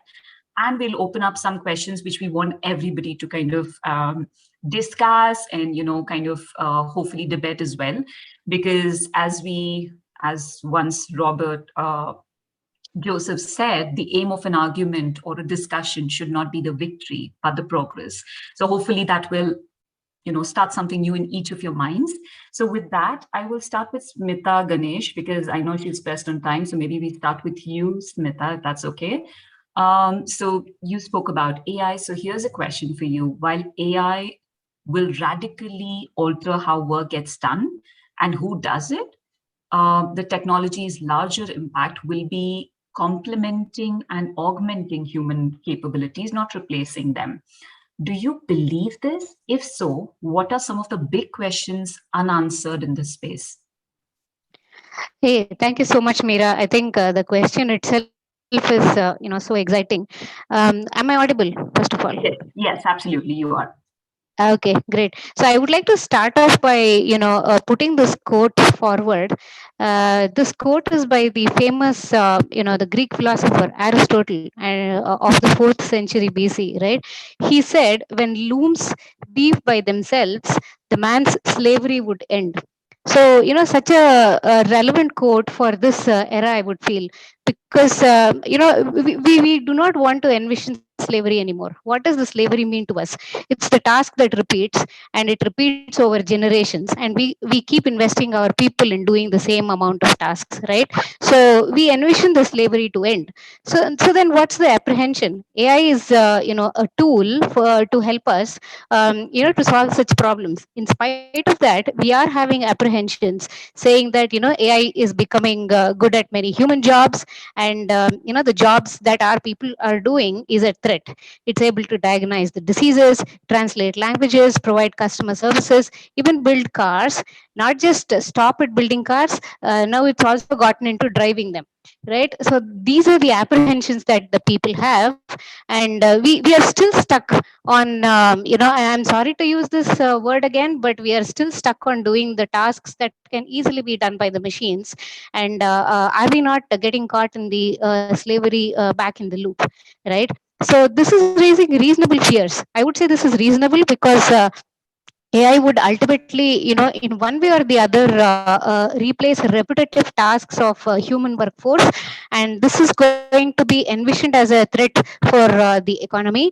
But I would say it's not really inevitable or even most likely outcome, because never before our digital tools have been so responsive to us, nor we to our digital tools.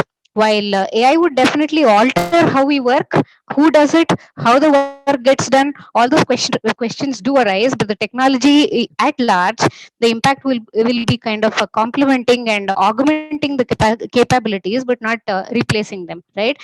And this is kind of highlighted by multiple researchers also. And there are big studies by the firms that have been done, which says the firms would only achieve the maximum significant performance improvements only when human and machines complement each other and do not work in silos. So some of the skills, right, such as leadership, teamwork, creativity, and social skills, these are brought by humans. And where the human touch is more important, such as in the profession of nursing, in the profession of childcare, all of these cannot be replaced by humans, at least not overnight. Because AI systems to be replaced, there's good amount of workflows, organizational systems, infrastructures, user preferences. All of these will take time to change. So it's not just with one click of a button, but it has to go on an evolution by itself. And to the second half of the question, right? So if you want to talk on this topic, I mean, we can go on days and days, forever, to talk on this. But to answer the later part of your question, So if AI is going to transition most part of the post-work era that we are talking, when I say post-work, we are going to reduce a lot of work. Thereby, the benefits would be more leisure time, time to invest in the family and think beyond just survival and sustainability, more time for hobbies and joy and mental space, all the more, right, to be productive and creative. So while we are heading there, what are some of the unanswered questions? The society needs to be really nimble, right, and imaginative, and the public policies have to be quite responsive and make our people prepared to the new era that is going to come in order to mitigate the effects of these job replacement threats that we are envisioning, right? And meaningful investments have to be done in retaining, reskilling, upskilling, and all the skilling metrics, if we want to see, by both government and private employees. And it will be important in order to postpone the obsolescence of human workers and increasing the AI driven economy. So it's more of a journey than an overnight decision or an apprehension that AI is going to kind of take over my job. And we have to realize we are in still the narrow AI system, right? We are not envisioning these transformers kind of models which will take over the world. We are far from that being kind of being happening, right? So this is where we are. Let's acknowledge, and AI is a powerful tool for our evolution, I would say, than a threat. Thanks, Smita. I love that sense of humor, plus the analogy of slavery being connected to how our mundane jobs today exist, right? Which is no less than a slavery. So that's a great perspective there, Smita. Thank you so much for answering that question. For a minute, I'm going to move to you, Sanjeev Ramakrishnan. Here's a question for you. How do you control digital workplace productivity? And why is it so important now, given all this perspective that Smita just threw in, and I think even through the presentations that have been going on? What's your take on this, Sanjeev? Sure. Thanks, Meera, for having me here. So I think in last 1 year, the situation has changed so drastically that everyone is working from home, right? Most of the organization now we have about 95-98%, especially in the IT industry and some of the related industry, 95% and above people are working from home. So obviously there has been a lot of concern about employee productivity. But it is not only the employee productivity that is an issue here, but along with employee productivity, there are other two issues which generally the employers are worried about, organizations are worried about. It is about the overall employee experience, how is it getting impacted, and also about how the collaboration will happen in this work from home model. So while on the specific issue of productivity, I think gone are the days where most of the mature organizations are looking for some kind of a clock to keep tab on employees and stuff like that, digital clock for the lack of better word. No, today the world is moving towards more on an outcome based productivity. So it all depends on what is the outcome a person is delivering. It doesn't matter whether he logs in at 8:30 in the morning and logs off at 5 o'clock, which could be the official timing, but it all depends on what is the outcome that get delivered. So most of the organizations are working towards measuring the outcome. So model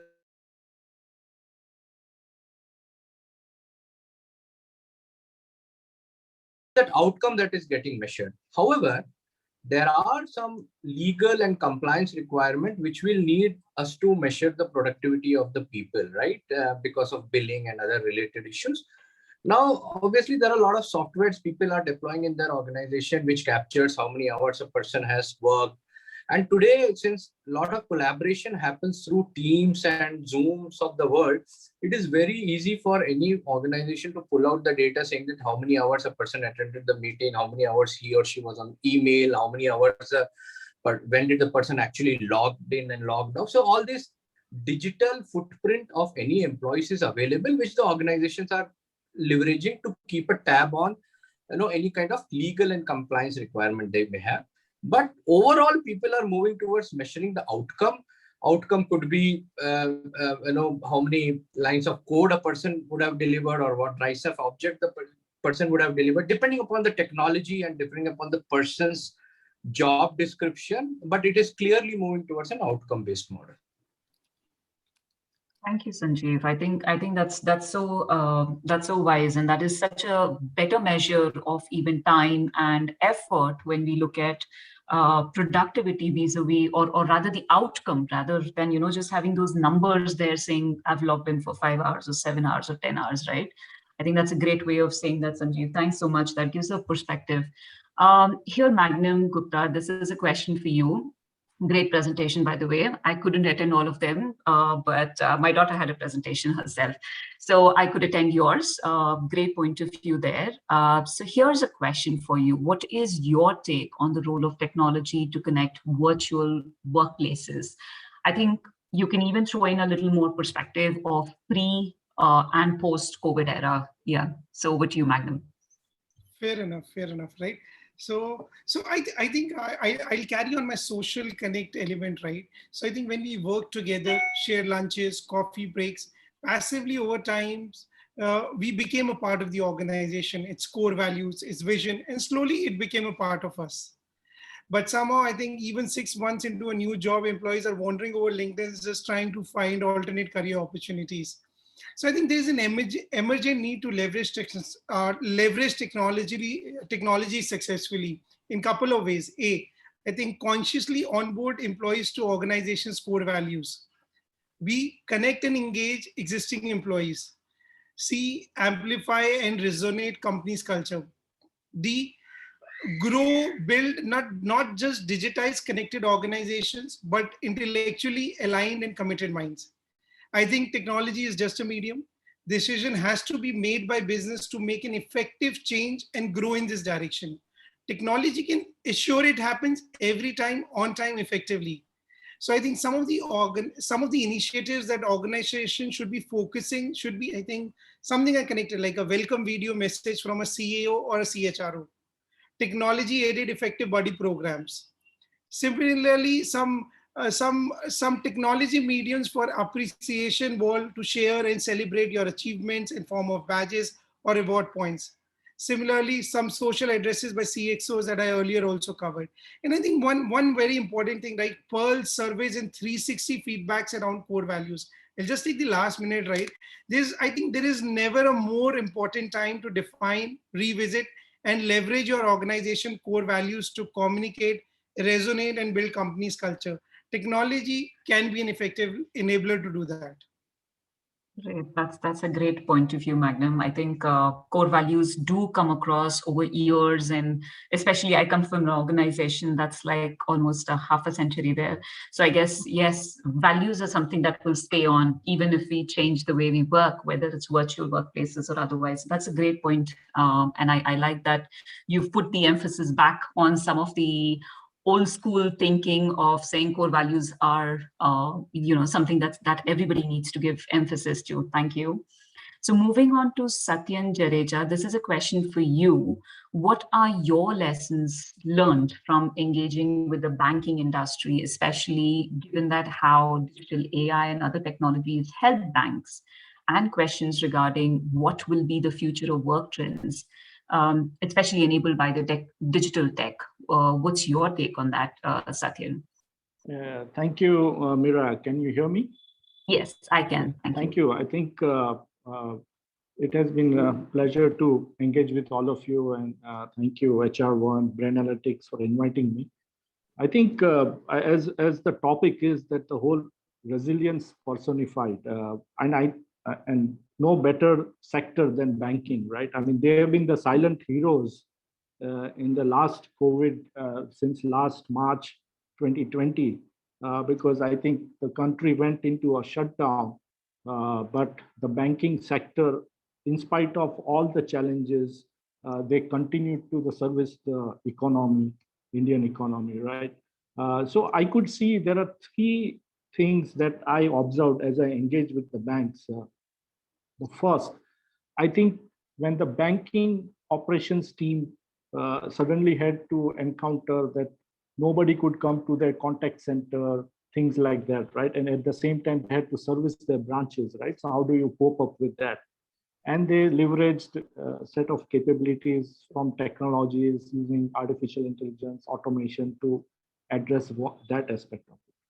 The second aspect was we could see that the customers, and in fact, one of the banks cited me that 95% of the branch transactions went to the digital channel for the bank. So it was very interesting in terms to understand that how people have, the customers have adopted because of this massive change. The banking operations adopted and became resilient to this whole change that they were going through, right? In spite of all these difficulties they were facing. And the third aspect is not only they kind of adapted to the change, they kind of thrived. I mean, look at the UPI payments, right? The payment, which was there, almost 1.25 billion transactions were happening in March 2020, has doubled to 3.2 billion transactions per month, digital transactions. I mean, that's phenomenal. I mean, and that has become a kind of a thriving example in the world, how to adopt to digital, right? So even in our families, right, where people who are old and who always like to visit a branch to do their banking transactions, they suddenly started downloading the apps and engage with the banks digitally, right? So I think the resilience there was kind of exemplified, not only by the banking teams by adopting AI and digital technologies and still continue to serve in a very exemplified manner, but also the whole aspect of customers adopting digitally and be resilient and still continue to do their business in spite of all the potential lockdowns. And you could see how gradually from economy, which was kind of zeroed down, it kind of, in spite of lockdowns, it started going up, right? You could see the whole transactions of business going up, and then people adjusting and adjusting to the change through the adoption of the digital. So I feel that as I engage with these banks, it was a matter of great respect and admiration that they changed themselves in such a short time, using the adaptation of different technologies and able to serve their customers, keep the economy running, and make the world more digital and make the India more digital. If you recall, there was a great migration of labor from urban to rural, right? In between, there was a silent revolution happening through Aadhaar-enabled payments, right? So biometric payments were organized for people who are migrating back from urban to rural, and roughly around 20,000 crores was dispersed through the power of digital. So we could see this whole adaptation of digital and becoming more resilient, and not only survive, but I think we were thriving in the world of digital. And from the future work trends, if I may take a couple of minutes to elaborate on future work trends, I think one is that there are two spectrums that I see in terms of areas of future of work. One aspect is what kind of work that you will do. That is one big change will happen. And second is where you're going to work, right? Because earlier we in the industrialized world of 9 to 5 factory model, and in digital world, this doesn't make sense, right? So you go from at office always to work from anywhere. And then now we are seeing a hybrid. I see a lot of challenge before everything will stabilize and every organization will find their center of gravity of working hybrid, which is also addressing employee concerns foremost, and then institutional concerns. And second is the what kind of work you do, because that's where there's going to, and Smita highlighted it, that there's a lot of work which will get automated, repetitive work, AI and automation. So that's where I feel is that you need to rescale, adapt to the change, and reskill yourself in newer areas and be relevant.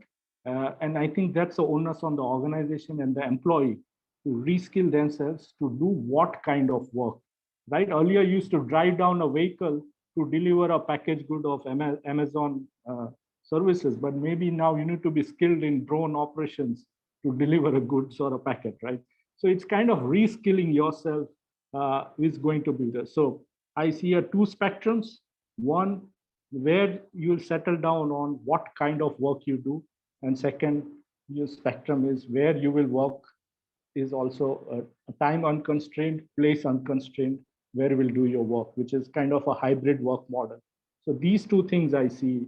Sorry for a bit long answer, but I felt that this is something to stay relevant and resilient.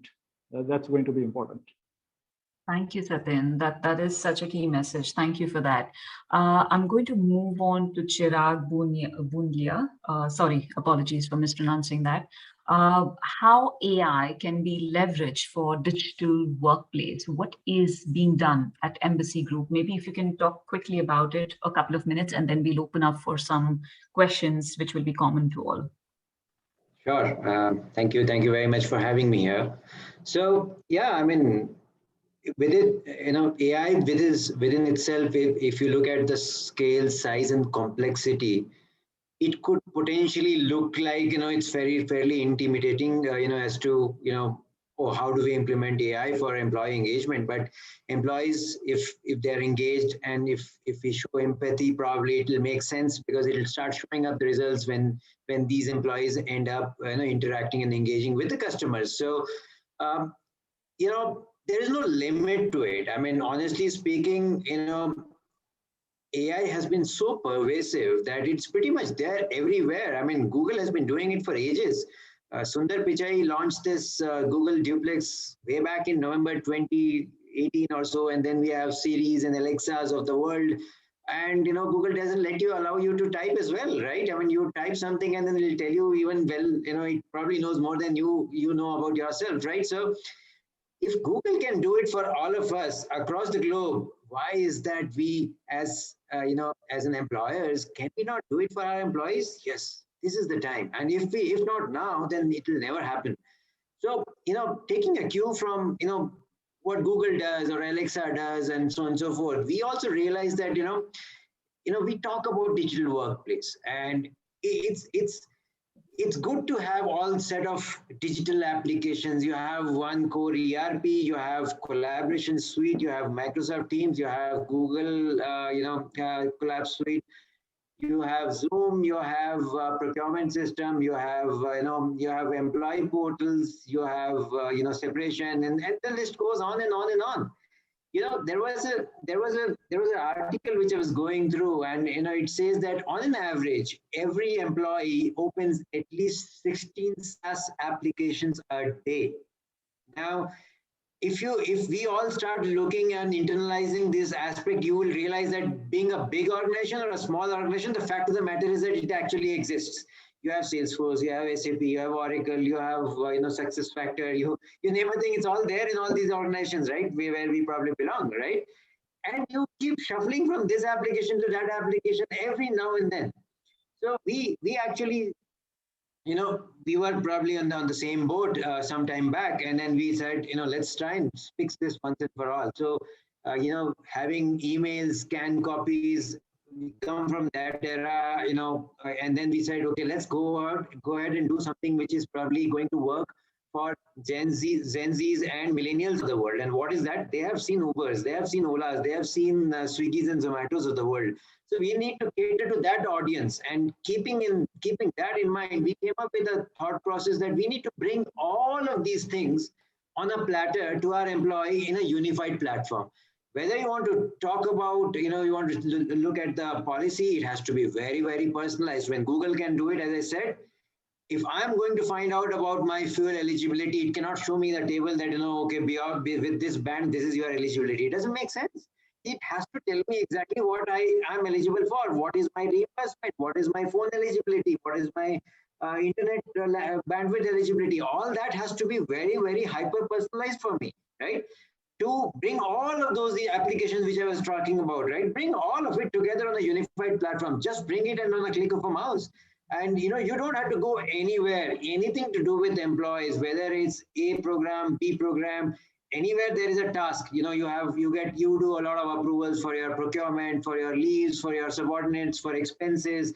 All has to come together on a unified platform, even though they are They are probably part of different systems. Like, core ERP was tried to, the very purpose of having ERP was to bring all these functions together. But in spite of that, it never actually brought it together, right? So we are just trying to bring in all of these with the help of AI. It prompts you, it will tell you that even if the calendar, you want to see the leave holiday calendar, you can't open a PDF. It has to show what is relevant for next few months. It cannot show what was there in January. It has to show from, it is June. You got to show the holidays which is applicable in June, July, and August. Don't bother about the past, right? These are the potential areas of AI which can actually, it can revolutionize the employee engagement and experience if it's done right. And it doesn't happen overnight. It's a journey. So I think we have made baby steps. We are moving in the right direction, and we firmly believe that at some point in time we will reach there, which will probably be better than most of the digital first organizations as well. Back to you, Meera. Thank you, Chirag, for that. And in the interest of time, what we're going to do is I'm going to take up questions, and maybe I will not do the debate round that I was hoping to do. But I think what we'll accomplish is we'll take some questions from the group chats, and I would request the panels to give me one-word responses that come to your mind. Or in just bullet forms. The first one here, which has caught my attention, is with reduced business revenues in many sectors due to the COVID impact and increase in overhead cost, how to manage business profitability and also keep employees motivated. So that's maybe, Magnum, do you want to start with it? What comes to your mind at the top of your head? I think I will go. I think... yeah, go ahead. Sorry. I think organizations have to start looking at new business models. I think the models that were probably relevant 2, 3, 4 years back may not be very relevant now. So they may have to innovate and relook at their business models to be profitable in the new world. Great, Sanjeev. Thank you for that perspective. Maybe, Magnum, sorry, you were saying. So technology is your car, is your home, right? It's your shelter, it's your car, right? You really need a home at the end of the day. So you have to cut your corners, right? The good part is, right, for any business problem, there's a solution available in the market at 10 rupees a month, $200 a month, right? So you need your shelter, you need your car to navigate, to connect with people, right? So you have to figure out a way. There's no panacea about it. You really have to figure out a means to adapt and embrace technology. Just to pick in something from Satyen, right? One of the reasons that banking was able to scale up overnight is because they have been the first technology adopters, right? I think they've been leveraging technology in the most efficient and consistent manners for good 20, 25 years, 30 years now in the most secure way. And that's one reason, right? They were able to just embrace and grow overnight. Great, thanks. Yes, Satyen. Yeah, I think it's a tough question. A lot of sectors will go through tremendous pain in these years, especially you're seeing retail sector, the physical retail sector, real estate, we have seen airlines. So some business have been seriously impacted. They may come back, but they may not come back at some of the levels that they have experienced pre-COVID. So we first to acknowledge that is this going to be a continuity in this direction, right? And that situation, you may not be able to get your revenues what you had getting pre-COVID times. You may need to rethink, re-strategize, see what are the adjacent business models or adjacent channels, adjacent sectors to really transition your business or create a new business model, as Sanjeev said, leverage some digital platforms, get on that platform and expand your market, right? So you can think in that direction. It's not an easy answer, right? Definitely. And to keep the employee motivated, I think once your business starts seeing in the right direction, I think people will be energized and will really come together and solve good problems for the organization. So I think employees will get, if you give a good leadership and good empowerment, they will come with solutions, I feel. Great. Thanks so much, Satyen. Chirag, any thoughts on that? Or actually, Chirag, let me ask you another question. Hold your thoughts. Here's the question for you. Meera, this is, sorry to interrupt. Meera, this is Sanjeev. I have a hard stop at 5. So I need to drop off. Thanks a lot for having me here. And Thank you, thanks to the Sanjeev. audience. Thank you. Bye. I think this will be the last question for the panel, and I think I can hand it back to Ekta as well, unless and until we have a few more minutes. But this is a question that I think, Chirag, you can take and maybe others can top it up. How are the issues of ethics and confidentiality be handled in the work from home scenario? This is a question that's coming from one of our participants. Oh, $1 million question. I think we have been we have been grappling with it for time. I mean, I don't remember. I mean, time immemorial. But I normally say this in most of my forums. Like it is it's a tightrope walk. It cannot be win lose or lose lose. It's a win-win situation. I mean, Google helps us doing what we are doing because it knows about you, right? And it prompts you. I mean, and they have this information at the aggregate level, but they also have information at the personalized level to make this very personalized. I think it's a personal choice of leveraging this tech from a security or personal privacy perspective and see if it benefits. I mean, we just recently launched an app, by the way, for our residential apartments, right? What it does is that it allows you to add pre-book visitors and all, like the way you normally see, right? It's no big deal, but we give choices to our our residents. Like, if you want, you can type in the visitor's contact number manually so that the person gets the QR code or OTP. And if you want the comfort, please feel free and add the directory so that you can add it, right? There's a subtle balance, right? It's a choice which we need to give to our end users as to what they want and what they think is really, really critical. So privacy is sensitive. But we need to think from a perspective that the comfort is equally important for us. And if there is an aggregate level information being captured, I mean, all these CCTVs and all, they're capturing everywhere. What privacy are we talking about? It's all there everywhere, and they have no great security any which ways. So I mean, I think we have. I'm my peers will kill me because I'm a technologist, but as a matter of fact, I believe that we have hyped this privacy issue just too much. I think we should leverage and enjoy the benefit of letting go some bit of information about yourself as long as it's secure and as long as it doesn't hit your bank account. I think you should enjoy the benefit of it. Great, thanks so much. Satyan, Magnum, any thoughts or top up on that? Yeah, Reena, good to hear your question. I think that is the question on every organization's mind. One is the whole ethics is basically derived from the culture. And I think the organizational culture, value, and purpose should stand the sands of time, right? Whether you are in pre-COVID or post-COVID. So ethics is always driven from the culture and the organization, what it values that. And there could be technology interventions to an extent, but those interventions, like at IBM, we use Box so that you have a complete understanding what you share, what you don't share, the traceability of documents, and those aspects. But that is to just one level. But overall, I feel, and this is something very interesting, Reena, is that the overall trust index worldwide is decreasing, whether between countries, whether between nations, whether between communities, whether between organization and the employee, or between employees. Overall, the trust factor is reducing.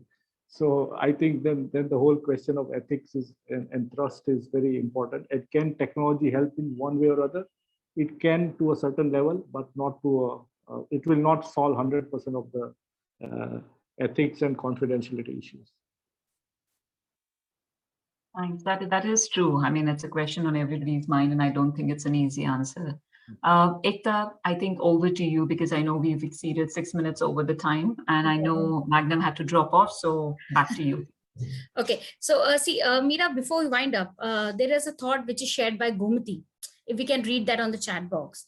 And also we have one question, if we can take for Yogesh Grover, since Chirag, Satyan, sir, and you are there. So in this digitalization era, it is important to have high tech, but on the other hand, it is even more important to have high touch with the employees for engagement and collaboration. Also, robots can replace human but they cannot replace human emotions, of course. So emotional experience plays a vital role in inventing any new area. So what is the take of the panelist on this? Any thoughts quickly? Yogesh, I'll attempt it. It's a very pertinent question. One is definitely, and that's why what we are saying that last year we worked on the one end of the spectrum. We are completely working from home, and that is not the most productive way also. And before COVID, we were completely working at the office, and people wasted time. I remember people from our Mumbai office going to say suburbs, taking 2 hours to reach their home, right? Frustrating and stressful. So that is also not the best way to work. So in this digital era, you will come at somewhere a hybrid form of work, some kind of work which will require you to have a peaceful environment to think creatively or think you are doing some kind of a planning and all that. So it's like a making work. You're making something and you want some peace of mind to do something on your own. So that could be one level of work. The other part of the work is where you require a teamwork. You want collaboration, cooperation, coming together, and that aspect of human emotions, very important, right? And that's also essence of some aspect of the organization, and they may require you to visit office. So that's where the hybrid will be. Every organization, that's what I was trying to say, will find its center of gravity. What is that? That you don't completely work from home, you don't completely work in the office. You may work from home, say 3-4 days, may come one day to office to do a more cooperative, collaborative work with your teams, right? The sync up time, as I say. So that would be important. So that's how I think that human touch is very important, and that's why we should go towards hybrid. That's what employees want, I think, and then organization taking cognizance of that fact. And then the whole robots, yes, they will replace something very repetitive work, but you may not replace a gardener, you may not replace a mason, right? So sometimes some work is creative and all, so that may not be, robots may not replace it, but the repetitive work may get replaced so that the employee does more productive work in that sense, right? So that's where you may need to reskill yourself, right? So a drone may be able to do a delivery or do a assessment of a agricultural field, but you as a reskill yourself as how do you manage a drone? So I think so the skills and the job profiles will change. So robots will come in some place and some sectors. So you need to reskill yourself. Yeah, thank you, Mr. Satyen. Thank you very much.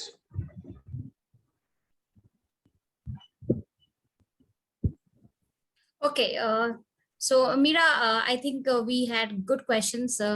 So now on the closure, so we have understood, like from all the thought leaders today we had, like technology definitely act as a great enabler, in improving the whole workplace culture and engagements. And of course, the organizations are doing their best to enable the workforce to adapt and perform, despite the changes that's happening in the work land space by emphasizing on new communication and collaborative technologies.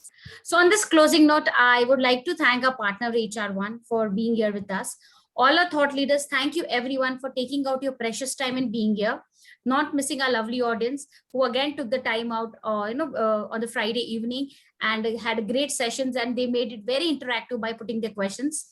Thank you to our conference producer, Shamin, who managed to get all the thought leaders on the platform, and the whole team of Branalytics for working hard on getting the great audience, set of audience.